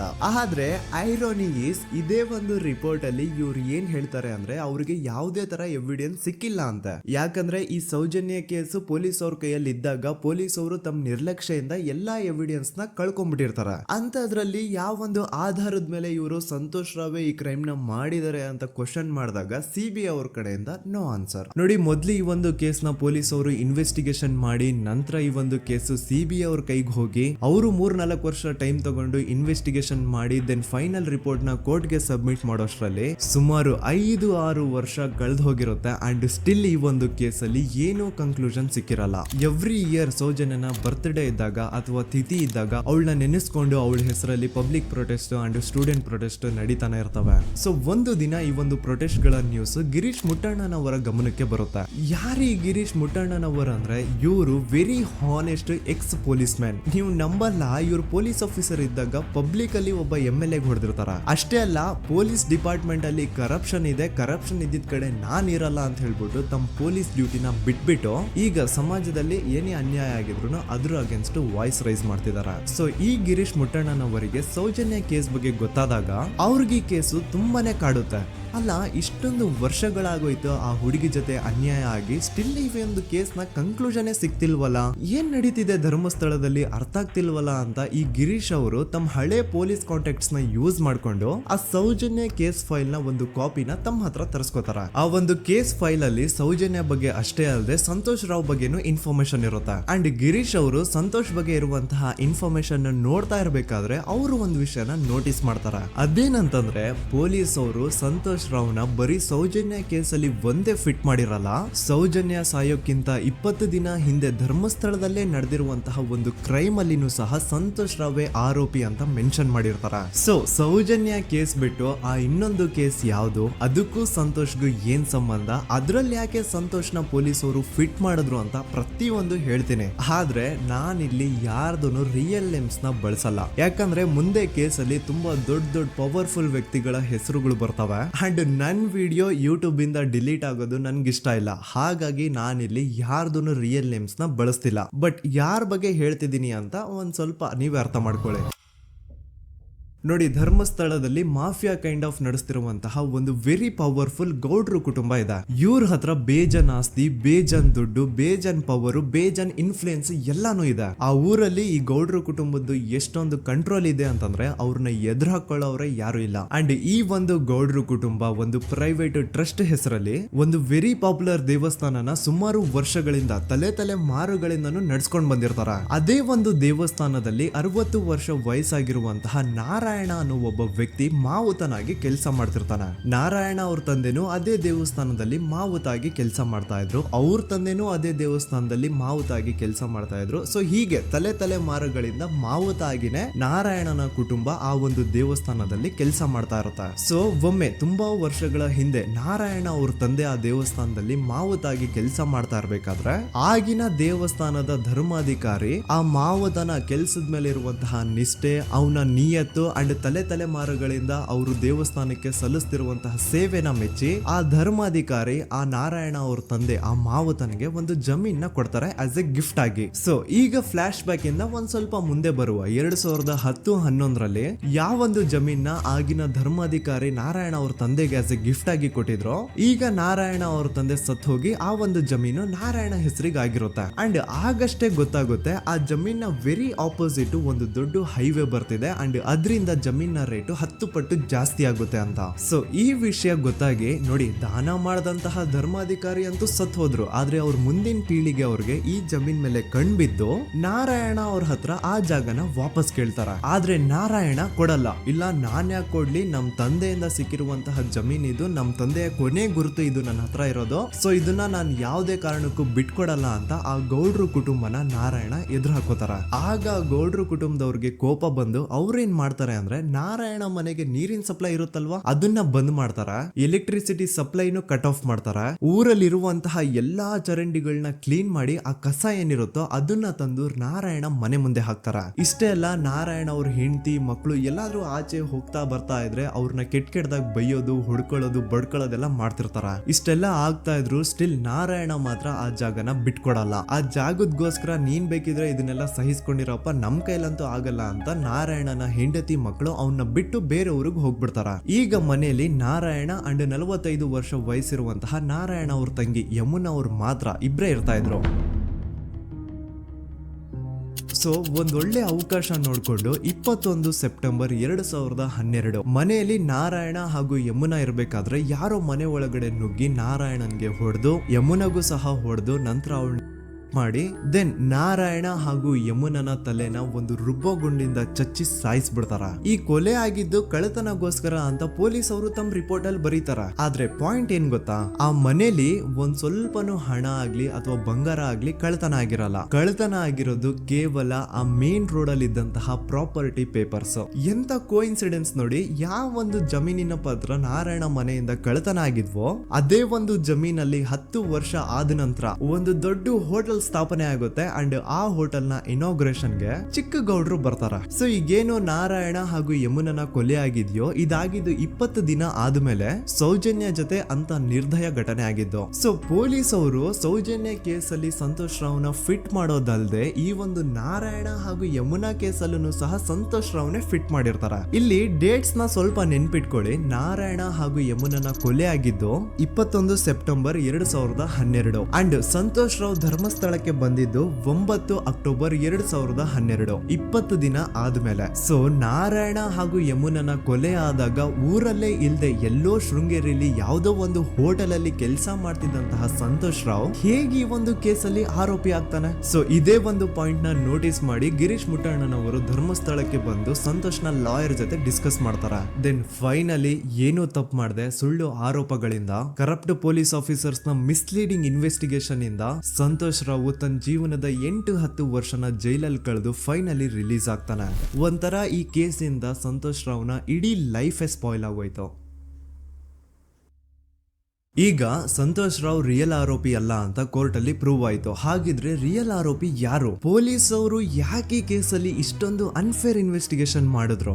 ಯಾರ ರಿಯಲ್ ಹೆಸರನ್ನ ಮುಚ್ಚಿಡ್ಲಿಕ್ಕೆ ಪೊಲೀಸ್ ಆಫೀಸರ್ಸ್ ಈ ಒಂದು ಕೇಸಲ್ಲಿ ಸಂತೋಷ್ ರಾವ್ನ ಸಿಗ್ಹಾಕ್ಸಿದ್ರು? ಇದೆಲ್ಲ ಥಿಂಕ್ ಮಾಡ್ತಾ ಹೋದ್ರೆ ನೋಡಿ ಆ ಊರಲ್ಲಿ ಆ ಪೊಲೀಸ್ ಆಫೀಸರ್ಸ್ಗೆ ಲಂಚ ಕೊಡೋಷ್ಟು, ಒಂದು ಪೊಲೀಸ್ ಇನ್ವೆಸ್ಟಿಗೇಷನ್ ನ ಸ್ಟಾಪ್ ಮಾಡೋಷ್ಟು ಅಥವಾ ಇನ್ವೆಸ್ಟಿಗೇಷನ್ ನ ಮಿಸ್ಲೀಡ್ ಮಾಡೋಷ್ಟು ಇನ್ಫ್ಲುಯೆನ್ಸ್ ಆಗ್ಲಿ, ಪವರ್ ಆಗ್ಲಿ ಅಥವಾ ಮನಿ ಆಗ್ಲಿ ಊರಿನ ಗೌಡ್ರು ಹತ್ರ ಮಾತ್ರ ಇದ್ದಿದ್ದು. ಸೊ ಈಗ ಸಂಶಯದ ಮುಳ್ಳು ಗೌಡ್ರು ಕಡೆ ತಿರುಗುತ್ತಾ ನೋಡಿ. ಪೊಲೀಸ್ ಅವರು ಸುಮ್ನೆ ಸಂತೋಷ್ ರಾವ್ನ ನಾರಾಯಣ ಹಾಗೂ ಯಮುನಾ ಕೇಸಲ್ಲಿ ಫಿಟ್ ಮಾಡಿದ್ರು. ಈಗ ಆ ಒಂದು ಕೊಲೆ ಪ್ರಕರಣಕ್ಕೂ ಸಂತೋಷ್ ರಾವ್ಗೂ ಏನು ಸಂಬಂಧನೇ ಇರಲಿಲ್ಲ. ಹಂಗೆ ಥಿಂಕ್ ಮಾಡಿ ನಾರಾಯಣ ಸತ್ರೆ ಅಥವಾ ಅವನ ತಂಗಿ ಯಮುನಾ ಸತ್ರೆ ಯಾರಿಗ ಅಡ್ವಾಂಟೇಜ್ ಆಗುತ್ತೆ? ಊರಿನ ಗೌಡ್ರಿಗೆ, ಯಾಕಂದ್ರೆ ಅವ್ರಿಗೆ ಜಮೀನ್ ಸಿಗುತ್ತಾ. ಸೊ ಈಗ ನಾರಾಯಣ ಹಾಗೂ ಯಮುನಾ ಕೇಸಲ್ಲಿ ಸಂತೋಷ್ ರಾವ್ ಆರೋಪಿ ಅಲ್ಲ ಅಂತ ಪ್ರೂವ್ ಆದ್ಮೇಲೆ ಹಾಗಿದ್ರೆ ಆ ಕೊಲೆ ಮಾಡ್ದವ್ರು ಯಾರು ಅಂತ ಹಾಗೆ ಥಿಂಕ್ ಮಾಡಿದ್ರೆ ಗಿರೀಶ್ ಮುಟ್ಟಣ್ಣನವರಿಗೆ ಆ ಊರಿನ ಗೌಡ್ರ ಮೇಲೆ ಡೌಟ್ ಬರುತ್ತೆ. ಅದೇ ಒಂದು ಡೌಟ್ ಅಲ್ಲಿ ಗಿರೀಶ್ ಮುಟ್ಟಣ್ಣನವರು ಮಹೇಶ್ ತಿಮ್ರೊಡ್ಡಿ ಅಂತ ಇನ್ನೊಬ್ರ ಜೊತೆ ಸೇರ್ಕೊಂಡು ಈ ಹಿಂದೆ ಆ ಒಂದು ಊರಲ್ಲಿ ಆ ಧರ್ಮಸ್ಥಳದಲ್ಲಿ ಈ ಊರಿನ ಗೌಡ್ರು ಯಾವ್ದ್ಯಾವ್ದೆಲ್ಲ ಕ್ರೈಮ್ಗಳು ಮಾಡಿದಾರೆ ಅಂತ ಊರಿನ ಜನರಿಂದ ತಿಳ್ಕೊತಾರ. ನಂತರ ಆ ಊರಿನ ಜನ ಯಾವ್ದ್ಯಾವ್ದೆಲ್ಲ ಮ್ಯಾಟರ್ಸ್ ಹೇಳಿದ್ರು ಆ ಕೇಸ್ ಫೈಲ್ಸ್ ನೆಲ್ಲ ತಿರುಗಿಸಿ ಮುರುಗಿಸಿ ನೋಡಿದಾಗ ನೀವು ನಂಬಲ್ಲ, ಸೌಜನ್ಯ ಕೇಸ್ ಏನೇನು ಅಲ್ಲ, ಅದಕ್ಕಿಂತ ಭೀಕರ ಕೊಲೆಗಳು ಧರ್ಮಸ್ಥಳದಲ್ಲಿ ಆಗಿವೆ. ಅಂಡ್ ಎಲ್ಲಾ ಕೊಲೆಗಳ ಹಿಂದೆ ಗೌಡ್ರು ಕುಟುಂಬದ್ದೇ ಕೈ ಇದೆ ಅಂತ ಎದ್ದು ಕಾಣಿಸುತ್ತೆ. 1977 ವೇದಾವಲ್ಲಿ ಕೇಸ್. ಅಂಡ್ ಈ ಒಂದು ಪ್ರೈವೇಟ್ ಸ್ಕೂಲು ಬೇರೆ ಯಾರ್ದು ಅಲ್ಲ, ಆ ಗೌಡ್ರು ಕುಟುಂಬದ. ಈ ಸ್ಕೂಲ್ ಅಲ್ಲಿ 1977 ಅಲ್ಲಿ ವೇದಾವಲ್ಲಿ ಅಂತ ಒಬ್ರು ಟೀಚರ್ ವರ್ಕ್ ಮಾಡ್ತಿರ್ತಾರ. ವೇದಾವಲ್ಲಿ ಆ ಟೀಚರ್ ಜಾಬ್ಗೆ ತುಂಬಾನೇ ಓವರ್ ಕ್ವಾಲಿಫೈಡ್. ಅವರ ಕ್ವಾಲಿಫಿಕೇಶನ್ಸ್ ನ ಗಮನದಲ್ಲಿ ಇಟ್ಕೊಂಡ್ರೆ ಅವ್ರಿಗೆ HM ಅಥವಾ ಪ್ರಿನ್ಸಿಪಲ್ ನ ಪೋಸ್ಟ್ ಸಿಗ್ಬೇಕು. ಆದ್ರೂ ಸಹ ವೇದಾವಲ್ಲಿ ಆಸ್ ಎ ಟೀಚರ್ ಆಗಿನೇ ಕೆಲಸ ಮಾಡ್ಕೊಂಡು ಹೋಗ್ತಿರ್ತಾರ. ಒಮ್ಮೆ ಏನಾಗುತ್ತೆ, ಸ್ಕೂಲ್ ಅಲ್ಲಿ ಪ್ರಿನ್ಸಿಪಲ್ ನ ಪೋಸ್ಟ್ ಖಾಲಿ ಆಗುತ್ತೆ. ಅಂಡ್ ಆ ಒಂದು ಪೋಸ್ಟ್ ಗೆ ಎಲ್ರು ಏನ್ ಅನ್ಕೊಳ್ತಾರೆ, ವೇದಾವಲ್ಲಿನೇ ಸೆಲೆಕ್ಟ್ ಮಾಡೋದು ಅಂತ. ಆದ್ರೆ ವೇದಾವಲ್ಲಿಯ ಕ್ಯಾಸ್ಟ್ ಬೇರೆ ಇದೆ ಅನ್ನೋ ಒಂದೇ ಒಂದು ಕಾರಣಕ್ಕೆ ಆ ಪ್ರಿನ್ಸಿಪಲ್ ನ ಪೋಸ್ಟ್ ವೇದಾವಲ್ಲಿಗೆ ಸಿಗದೆ ಬೇರೆ ಯಾರನ್ನೋ ತಂದು ಕೂರಿಸ್ಬಿಟ್ಟಿರ್ತಾರ. ಇದರಿಂದ ಟೀಚರ್ ವೇದಾವಲ್ಲಿಗೆ ತುಂಬಾ ಕೋಪ ಬಂದು ಅವ್ರ ಸ್ಕೂಲ್ ಮುಂದೆ ಪ್ರೊಟೆಸ್ಟ್ ಮಾಡೋದ್ ಸ್ಟಾರ್ಟ್ ಮಾಡ್ತಾರ. ಅಂಡ್ ಈ ವಿಷಯ ಸ್ಕೂಲ್ ನ ಓನರ್ಸ್ ಗೆ ಇಷ್ಟ ಆಗಲ್ಲ. ಸೊ ಅವರು ಆ ಕೋಪನ ಹಾಗೆ ಮನ್ಸಲ್ಲಿ ಇಟ್ಕೊಂಡಿರ್ತಾರ. ಒಮ್ಮೆ ಏನಾಗುತ್ತೆ, ಸ್ಕೂಲ್ ರಜೆ ಇರುತ್ತೆ, ವೇದಾವಲ್ಲಿ ಮನೇಲಿ ಇರ್ತಾರ. ಅಂಡ್ ಅವ್ರ ಹಸ್ಬೆಂಡ್ ಡಾಕ್ಟರ್ ಅರಳೆ ಅವ್ರಿಗೆ ಯಾವ್ದೋ ಬೇರೆ ಊರಲ್ಲಿ ಒಂದು ಕಾಲೇಜ್ ಅಲ್ಲಿ ಸೆಮಿನಾರ್ ಏನೋ ಇರುತ್ತೆ. ಸೊ ಅವರು ಅಲ್ಲಿಗೆ ಹೋಗಿರ್ತಾರೆ. ಈಗ ಮನೇಲಿ ಇರೋದು ವೇದಾವಲ್ಲಿ ಒಂದೇ. ಇದೇ ಒಂದು ಅವಕಾಶನ ನೋಡ್ಕೊಂಡು ಯಾರೋ ವೇದಾವಲ್ಲಿ ಅವ್ರ ಮನೆಗೆ ನುಗ್ಗಿ ವೇದಾವಲ್ಲಿಗೆ ಹೊಡೆದು ನಂತರ ಅವ್ರನ್ನ ಜೀವಂತವಾಗಿ ಸುಟ್ಬಿಡ್ತಾರ. ಸ್ವಲ್ಪ ಹೊತ್ತು ನಂತರ ರಾತ್ರಿ ಆಗ್ತಿದ್ದಂಗೆ ಡಾಕ್ಟರ್ ಅರಳೆ ಅವರು ಮನೆಗೆ ವಾಪಸ್ ಬರ್ತಾರೆ. ಅಂಡ್ ಮನೆ ಒಳಗಡೆ ಬಂದ್ ನೋಡಿದ್ರೆ ವೇದಾವಲ್ಲಿ ಅವರು ಸತ್ ಹೋಗಿ ಅವರ ಬಾಡಿ ಸುಟ್ ಹೋಗಿ ನೆಲದ ಮೇಲೆ ಬಿದ್ದಿದೆ. ಹೆಂಡತಿನ ಕಳ್ಕೊಂಡಿರುವಂತಹ ದುಃಖನ ಸೈಡ್ಗೆ ಇಟ್ಟು ಡಾಕ್ಟರ್ ಅರಳೆ ಅವರು ಮೊದ್ಲು ಪೊಲೀಸ್ ಸ್ಟೇಷನ್ಗೆ ಹೋಗ್ಬಿಟ್ಟು ನಮ್ ಮನೆಗೆ ನಾನು ಇಲ್ದೇ ಇರುವಂತಹ ಸಮಯನ ನೋಡ್ಕೊಂಡು ಯಾರೋ ಮನೆ ಒಳಗಡೆ ನುಗ್ಗಿ ನನ್ನ ಹೆಂಡತಿನ ಹೊಡೆದು ನಂತರ ಅವಳನ್ನ ತುಂಬಾ ಭೀಕರವಾಗಿ ಸಾಯಿಸಿದ್ದಾರೆ ಅಂತ ಪೊಲೀಸ್ ಅವ್ರಿಗೆ ರಿಪೋರ್ಟ್ ಕೊಡಕ್ ಹೋದ್ರೆ ಅಲ್ಲಿ ಪೊಲೀಸ್ ಅವರು ಉಲ್ಟಾ ಡಾಕ್ಟರ್ ಅರಳೆ ಮೇಲೆನೆ FIR ಬರ್ದು ನೀನೇ ನಿನ್ ಹೆಂಡತಿನ ಸಾಯಿಸಿದ್ಯಾ, ನಾಟಕ ಮಾಡಬೇಡ ಅಂತ ಅವ್ರನ್ನೇ ಅರೆಸ್ಟ್ ಮಾಡ್ಬಿಡ್ತಾರ. ನಂತರ 2-3 ವರ್ಷ ಜೈಲಲ್ಲೇ ಇದ್ದು ಡಾಕ್ಟರ್ ಅರಳೆ ಅವರು ತಮ್ಮ ಫ್ರೆಂಡ್ಸ್ ಅಂಡ್ ಫ್ಯಾಮಿಲಿ ಮೂಲಕ ಎವಿಡೆನ್ಸ್ ನೆಲ್ಲ ಕಲೆಕ್ಟ್ ಮಾಡಿಸಿ ತಾನ ಕೊಲೆನ ಮಾಡಿಲ್ಲ, ತಾನ್ ತನ್ನ ಹೆಂಡತಿನ ಸಾಯಿಸಿಲ್ಲ ಅಂತ ಕೋರ್ಟ್ ಅಲ್ಲಿ ಪ್ರೂವ್ ಮಾಡ್ಕೊಂಡು ಜೈಲಿಂದ ರಿಲೀಸ್ ಆಗ್ತಾರ. ಸೊ ಈಗ ಡಾಕ್ಟರ್ ಅರಳೆ ಅವರು ಈ ಒಂದು ಕ್ರೈಮ್ ನ ಮಾಡಿಲ್ಲ ಅಂತಂದ್ರೆ ವೇದಾವಲ್ಲಿನ ಅಷ್ಟು ಭೀಕರವಾಗಿ ಸಾಯಿಸಿದವ್ರು ಯಾರು, ಈ ವಿಷಯ ಇವತ್ತಿನವರೆಗೂ ಗೊತ್ತಾಗಿಲ್ಲ. 1986 ಅಲ್ಲಿ ನಡೆದಂತಹ ಪದ್ಮಲತಾ ಕೇಸ್. ಪದ್ಮಲತಾ ಅವ್ರ ತಂದೆ ಕಮ್ಯುನಿಸ್ಟ್ ಪಾರ್ಟಿನ ಲೀಡರ್ ಇರ್ತಾರೆ. ಅವ್ರ ರಿಯಲ್ ನೇಮ್ ಏನು ಅಂತ ನಮಗ್ ಗೊತ್ತಾಗಿಲ್ಲ, ಬಟ್ ಈ ವಿಡಿಯೋದಲ್ಲಿ ಅವ್ರ ಹೆಸರು ಲಕ್ಷ್ಮಣ್ ಅಂತ ಅನ್ಕೊಳ್ಳಿ. ಸೊ ಕಮ್ಯುನಿಸ್ಟ್ ಪಾರ್ಟಿನ ಲೀಡರ್ ಇರುವಂತಹ ಲಕ್ಷ್ಮಣ್ ಅವ್ರಿಗೆ ಊರಲ್ಲಿ ತುಂಬಾನೇ ಸಪೋರ್ಟ್ ಇರುತ್ತೆ. ಊರಿನ ಜನರ ಫೇವ್ರೇಟ್ ಇರ್ತಾರೆ ಇವರು. ಅಂಡ್ ಅದೇ ವರ್ಷ ಅಂದ್ರೆ 1986 ಅಲ್ಲಿ ಪಂಚಾಯತ್ ಎಲೆಕ್ಷನ್ ಬೇರೆ ಇರುತ್ತೆ. ಅಂಡ್ ಎಲ್ರಿಗೂ ಗೊತ್ತಿತ್ತು ಲಕ್ಷ್ಮಣೆ ಗೆಲ್ಲೋದು ಅಂತ. ಆ ಪಂಚಾಯತ್ ಎಲೆಕ್ಷನ್ ಅಲ್ಲಿ ಲಕ್ಷ್ಮಣ್ನ ಆಪೋಸಿಟ್ ಗೌಡ್ರಿಗೆ ತುಂಬಾ ಬೇಕಾಗಿರೋರು ಒಬ್ರು ನಿಂತಿರ್ತಾರ. ಅಂಡ್ ಅವ್ರಿಗೂ ಗೊತ್ತಿತ್ತು ಎಲೆಕ್ಷನ್ ಏನಾದ್ರು ಆದ್ರೆ ಲಕ್ಷ್ಮಣ ಎಲೆಕ್ಷನ್ ಅಲ್ಲಿ ಗೆಲ್ಲೋದು ಅಂತ. ಸೊ ಎಲ್ಲಿ ಸೋತೋಗ್ಬಿಡ್ತೀವೋ ಅನ್ನೋ ಭಯಕ್ಕೆ ಆ ಗೌಡ್ರು ಕಡೆ ಅವ್ರು ಏನ್ ಮಾಡ್ತಾರೆ, ಲಕ್ಷ್ಮಣ್ನ ಅಪ್ರೋಚ್ ಮಾಡಿ ಮುಚ್ಕೊಂಡು ಈ ಪಂಚಾಯತ್ ಎಲೆಕ್ಷನ್ ಅಲ್ಲಿ ನಿನ್ ನಾಮಿನೇಷನ್ ನ ಕ್ಯಾನ್ಸಲ್ ಮಾಡು ಅಂತ ವಾರ್ನಿಂಗ್ ಕೊಡ್ತಾರ. ಆದ್ರೆ ಲಕ್ಷ್ಮಣ್ ಅವರು ಅಂಜದೆ ನೀವ್ ಏನ್ ಮಾಡ್ತಿರೋ ಮಾಡ್ಕೊಳ್ರಿ, ಆದ್ರೆ ನಾನ್ ಮಾತ್ರ ನಾಮಿನೇಷನ್ ನ ಕ್ಯಾನ್ಸಲ್ ಮಾಡಲ್ಲ ಅಂತ ಆ ಗೌಡ್ರು ಕುಟುಂಬನ ಎದುರು ಹಾಕೋತಾರ. ದೆನ್ ಎಂತ ಕೋಇನ್ಸಿಡೆನ್ಸ್ ನೋಡಿ, ನೆಕ್ಸ್ಟ್ ಡೇನೆ ಲಕ್ಷ್ಮಣ್ ಅವ್ರ ಮಗಳು ಪದ್ಮಲತಾ ಕಿಡ್ನಾಪ್ ಆಗ್ತಾಳ. ಸುಮಾರು 56 ದಿನ ಅವಳನ್ನ ಯಾರೋ ಕಿಡ್ನಾಪ್ ಮಾಡ್ತಾರೆ. ಅಂಡ್ ಆ 56 ದಿನ ಡೈಲಿ ಅವಳನ್ನ ಶೋಷಣೆ ಕೂಡ ಮಾಡ್ತಾರ. ನಂತರ 56 ದಿನ ಆದ್ಮೇಲೆ ಪದ್ಮಲತನ ಬಾಡಿ ನೇತ್ರಾವತಿ ನದಿಲಿ ತೇಲ್ತಾ ಸಿಗುತ್ತಾ. ಆಸ್ ಎಕ್ಸ್ಪೆಕ್ಟೆಡ್ ಈ ಕೇಸಲ್ಲೂ ಪೊಲೀಸ್ ಅವ್ರ ಕಡೆಯಿಂದ ಪ್ರಾಪರ್ ಇನ್ವೆಸ್ಟಿಗೇಷನ್ ಆಗಲ್ಲ. ಅಂಡ್ ಯಾರ್ ಪದ್ಮಲತನ ಕಿಡ್ನಾಪ್ ಮಾಡಿದ್ರು, ಯಾರು ಅವಳನ್ನ 15 ದಿನವರೆಗೂ ಶೋಷಣೆ ಮಾಡಿ ನಂತರ ಅವಳನ್ನ ಅಷ್ಟು ಭೀಕರವಾಗಿ ಸಾಯಿಸಿದ್ರು ಅಂತ ಇವತ್ತಿನ ದಿನದವರೆಗೂ ಗೊತ್ತಾಗಿಲ್ಲ. ಮತ್ತೆ ನಮಗೆ ಗೊತ್ತಾದದು 22ಕ್ಕೆ ಸ್ಕೂಲ್ ಡೇ 56 ದಿನ ಕಳೆದು ಹೊಳೆಯಲ್ಲಿ ಹೆಣ ಉಂಡು ಅಂತ ಕೇಳಿ ಪೊಲೀಸಿನವರು ಬರುವಾಗ ಬಂದು ಹೇಳುವಾಗ ನಮಗೆ ಗೊತ್ತಾಗ ಅವರು ನನ್ನನ್ನು ಕರ್ಕೊಂಡು ಹೋಗಿ ಅಲ್ಲಿ ಹೋಗಿವೆ.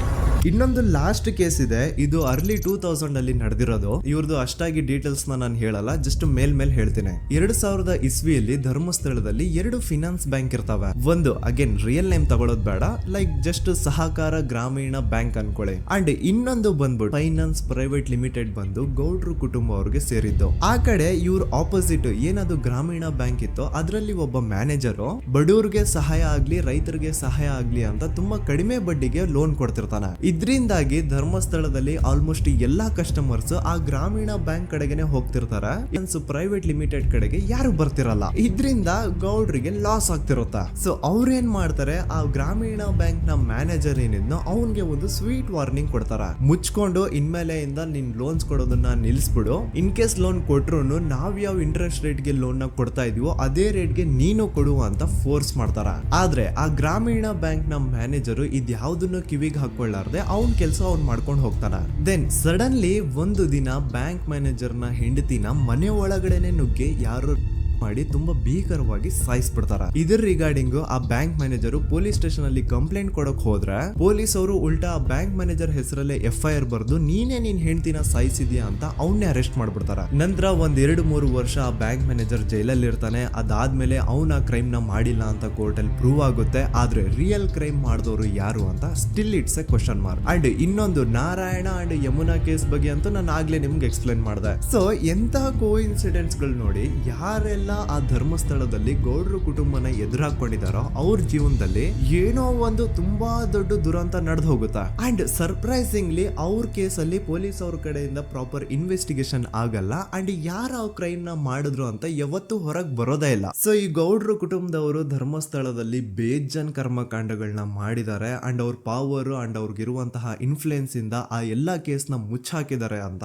ಮಹೇಶ್ ಹಾಗೂ ಗಿರೀಶ್ ಮುಟ್ಟಣ್ಣನವರ ಹೇಳಿಕೆ ಆಗಿದೆ. ಸೊ ಗೌಡ್ರು ಫ್ಯಾಮಿಲಿನ ಟ್ರ್ಯಾಕ್ ರೆಕಾರ್ಡ್ ನೋಡಿದ್ರೆ ಧರ್ಮಸ್ಥಳದಲ್ಲಿ ಒಂದು ಹುಡುಗಿನ ರೇಪ್ ಅಂಡ್ ಮರ್ಡರ್ ಮಾಡಿ ದೆನ್ ಪೊಲೀಸ್ ಅವ್ರಿಗೆ ಲಂಚ ಕೊಟ್ಟು ಇನ್ವೆಸ್ಟಿಗೇಷನ್ ನ ಮಿಸ್ಲೀಡ್ ಮಾಡೋಷ್ಟು ಪವರ್ ಇನ್ಫ್ಲೂಯೆನ್ಸ್ ಈ ಗೌಡ್ರು ಕುಟುಂಬಕ್ಕೆ ಮಾತ್ರ ಇರೋದು. ಈಗ ಸಂತೋಷ್ ರಾವ್ ಅಂತೂ ಸೌಜನ್ಯ ಕೇಸಲ್ಲಿ ಆರೋಪಿ ಅಲ್ಲ ಅಂತ ಪ್ರೂವ್ ಆಯ್ತು. ಹಾಗಿದ್ರೆ ರಿಯಲ್ ಆರೋಪಿ ಯಾರು? ನೆನಪು ಮಾಡ್ಕೊಳ್ಳಿ, 11 ಅಕ್ಟೋಬರ್ 2012 ಸಂಜೆ 5 ಗಂಟೆ ಹಾಗೆ ಬಾಹುಬಲಿ ಬೆಟ್ಟದಲ್ಲಿ ಸಂತೋಷ್ ರಾವ್ ತನ್ನ ಪಾಡಿಗೆ ತಾನು ಸೀನರೀಸ್ ನ ಎಂಜಾಯ್ ಮಾಡ್ಕೊಂಡು ಸುಮ್ನೆ ಕೂತಿರ್ಬೇಕಾದ್ರೆ ಅವನ ಹತ್ರ 5 ಜನ ಕಿಡಿಗೇಡಿಗಳು ಬಂದು ಜಗಳ ತೆಗಿತಾರ. ಆ 5 ಜನ ಕಿಡಿಗೇಡಿಗಳು ಯಾರು ಅಂತ ನಾನು ಇಲ್ಲಿವರೆಗೂ ನಿಮ್ಗೆ ಹೇಳಿಲ್ಲ. ಸೊ ಅವರು ಬೇರೆ ಯಾರು ಅಲ್ಲ, ಚಿಕ್ಕ ಗೌಡ್ರು ಮಗ ನಿಶಾಂತ್ ಜೈನ್ ನ ವೆರಿ ಕ್ಲೋಸ್ ಫ್ರೆಂಡ್ಸ್. ಅವ್ರು ದಣಿ ಮಾಡಿರುವಂತಹ ಕ್ರೈಮ್ ಅಲ್ಲಿ ಬೇರೆ ಯಾರನ್ನಾದ್ರೂ ಸಿಗಿಸ್ಬೇಕಲ್ಲ ಅಂತ ಇವ್ರು ಬಕ್ರ ಹುಡುಕ್ತಾ ಇರ್ಬೇಕಾದ್ರೆ ಆಗ ಇವ್ರಿಗೆ ಸಿಗೋದೆ ಸಂತೋಷ್ ರಾವ್. ಅಗೇನ್ ಇನ್ನೊಂದು ಎಂತ ಕೋಇನ್ಸಿಡೆನ್ಸ್ ನೋಡಿ, ಸಂತೋಷ್ ರಾವ್ ಸೌಜನ್ಯ ಕೇಸಲ್ಲಿ ಅರೆಸ್ಟ್ ಆದ ನಂತರ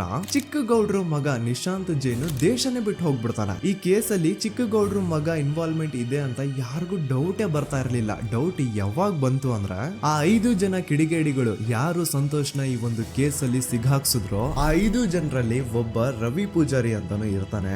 ಅವನ್ಗೆ ತಾನು ತಪ್ಪು ಮಾಡಿದೀನಿ ಅಂತ ಗಿಲ್ಟ್ ಕಾಡುತ್ತೋ ಅಥವಾ ಬೇರೆ ಏನೋ ಗೊತ್ತಿಲ್ಲ, ಆದ್ರೆ ಅವನೇ ಸ್ವತಃ ಪೊಲೀಸ್ ಅವ್ರ ಹತ್ರ ಹೋಗ್ಬಿಟ್ಟು ಸೌಜನ್ಯ ಕೇಸಲ್ಲಿ ನಿಜವಾದ ಆರೋಪಿ ಸಂತೋಷ್ ಅಲ್ಲ ಕಂಡ್ರು, ಅವನ್ನ ಸುಮ್ನೆ ಸಿಗಾಕ್ಸಿರೋದಷ್ಟೇ, ನಿಜವಾದ ಆರೋಪಿಗಳು ಚಿಕ್ಕ ಗೌಡ್ರು ಮಗ ನಿಶಾಂತ್ ಜೈನ್ ಅಂಡ್ ಅವನ್ ಫ್ರೆಂಡ್ಸ್ ಸೂರಜ್, ಕಿರಣ್ ಅಂಡ್ ಕಣ್ಮಣಿ ಅಂತ. ಈ ಎಲ್ಲಾ ವಿಷಯನ ರವಿ ಪೂಜಾರಿ ಪೊಲೀಸ್ ಅವ್ರಿಗೆ ತಿಳಿಸ್ತಾನೆ. ಅಗೇನ್ ಎಂತ ಒಂದು ಕೋಇನ್ಸಿಡೆನ್ಸ್ ನೋಡಿ, ಈ ವಿಷಯಗಳನ್ನ ಊರಿನ ಜನರು ಮುಂದೆ ಹೇಳಿದಂತಹ ರವಿ ಪೂಜಾರಿ ಆಕಸ್ಮಿಕವಾಗಿ ಸತ್ತು ಹೋಗ್ಬಿಡ್ತಾನೆ. ಇವನು ಹೇಳಿದ್ದು ನಿಜ ಅಂತ ಜನರಿಗೆ ಯಾವಾಗ ಕನ್ಫರ್ಮ್ ಆಗುತ್ತೆ ಅಂದ್ರೆ ಸೌಜನ್ಯಗೆ ತುಂಬಾ ಹತ್ರವಾದವ್ರು ಒಬ್ರು ಯಶೋಧ ಅನ್ನೋರು ಕೋರ್ಟ್ ಅಲ್ಲಿ ಬಂದ್ಬಿಟ್ಟು ಸೌಜನ್ಯ ಕೊಲೆ ಆಗಿದ್ದ ದಿನ ಆ ಒಂದು ಸ್ಪಾಟ್ ಅಲ್ಲಿ ನಾನು ಈ 3 ಜನರನ್ನ ನೋಡಿದ್ದೆ ಅಂತ ಸಾಕ್ಷಿ ಹೇಳ್ತಾರೆ. ಈಗ ಎಲ್ಲಾ ಡಾಟ್ಸ್ ನ ಕನೆಕ್ಟ್ ಮಾಡ್ತಾ ಹೋದ್ರೆ ಸೌಜನ್ಯ ಕೇಸ್ ಒಂದೇ ಅಲ್ಲ, ನಾರಾಯಣ ಹಾಗೂ ಯಮುನಾ ಕೇಸಲ್ಲೂ, ವೇದವಲ್ಲಿ ಕೇಸಲ್ಲೂ, ಆ ಬ್ಯಾಂಕ್ ಮ್ಯಾನೇಜರ್ ನ ಕೇಸಲ್ಲೂ ಹಾಗೂ ಪದ್ಮಲತಾ ಕೇಸಲ್ಲೂ ಸೀದಾ ಡೈರೆಕ್ಟ್ ಡೌಟ್ ಬರೋದೆ ಊರಿನ ಗೌಡ್ರ ಮೇಲೆ. I really want to appreciate Kudla rampage YouTube channel, third eye YouTube channel, Girish ಮುಟ್ಟಣ್ಣನವರು ಸರ್ ಹಾಗೂ ಮಹೇಶ್ ಅವರು ಅಂಡ್ ಆಲ್ ಅದರ್ಸ್. ಇವರ ಕಾನ್ಸ್ಟೆಂಟ್ ಎಫರ್ಟ್ಸ್ ಇಂದಾನೆ ಸತ್ಯ ಏನಂತ 1 by 1 ಹೊರಗೆ ಬರ್ತಿದೆ and they are trying their level best to catch real criminals. At present Sowjanya case ಬಗ್ಗೆ ಅಪ್ಡೇಟ್ ಏನು ಅಂತಂದ್ರೆ ಹೈಕೋರ್ಟ್ ವರೆಗೂ ಈ ಒಂದು ಕೇಸ್ ಹೋಗಿದೆ ಅಂಡ್ ಈ ಕೇಸಲ್ಲಿ ಈಗ ಇನ್ನೊಮ್ಮೆ ಮತ್ತೆ ಫ್ರೆಶ್ ಆಗಿ ರೀಇನ್ವೆಸ್ಟಿಗೇಷನ್ ಸ್ಟಾರ್ಟ್ ಆಗಬೇಕು ಅಂತ ಹೋರಾಟ ನಡೀತಿದೆ. ಸುದೂತ ಪ್ರಜೆಗಳೇ, ಇದಾಗಿತ್ತು ಸೌಜನ್ಯ ಕೇಸ್ ಬಗ್ಗೆ ನಮ್ಮ ಒಂದು ಡೀಟೇಲ್ಡ್ ವಿಡಿಯೋ. ಈ ವಿಡಿಯೋದಲ್ಲಿ ನನ್ನಿಂದ ಎಲ್ಲಾದ್ರೂ ಏನಾದ್ರೂ ಚಿಕ್ಕ ಪುಟ್ಟ ಇನ್ಫಾರ್ಮೇಶನ್ ಮಿಸ್ ಆಗಿದ್ರೆ ಅಥವಾ ಮಿಸ್ಟೇಕ್ ಆಗಿದ್ರೆ ಅದನ್ನ ದಯವಿಟ್ಟು ಕಮೆಂಟ್ ಸೆಕ್ಷನ್ ಅಲ್ಲಿ ಹೈಲೈಟ್ ಮಾಡಿ. ಈ ವಿಡಿಯೋ ಯಾವಾಗ ಯೂಟ್ಯೂಬ್ ಇಂದ ಡಿಲೀಟ್ ಆಗುತ್ತೋ ನನ್ಗಂತೂ ಗೊತ್ತಿಲ್ಲ. ಸೊ ಪ್ಲೀಸ್ ಆದಷ್ಟು ಬೇಗ ಇದನ್ನ ಎಲ್ಲಾ ಕಡೆ ಶೇರ್ ಮಾಡಿ. ಓಕೆ ಪ್ರಜೆಗಳೇ, ಇವತ್ತಿಗಿಷ್ಟು ಸಾಕು ಅನ್ಕೊಳ್ತೀನಿ. ನಾನು ನಿಮ್ಮ ದೂತ ಸಮೀರ್ MD. ಮತ್ತೆ ಸಿಗ್ತೀನಿ ನೆಕ್ಸ್ಟ್ ವಿಡಿಯೋದಲ್ಲಿ.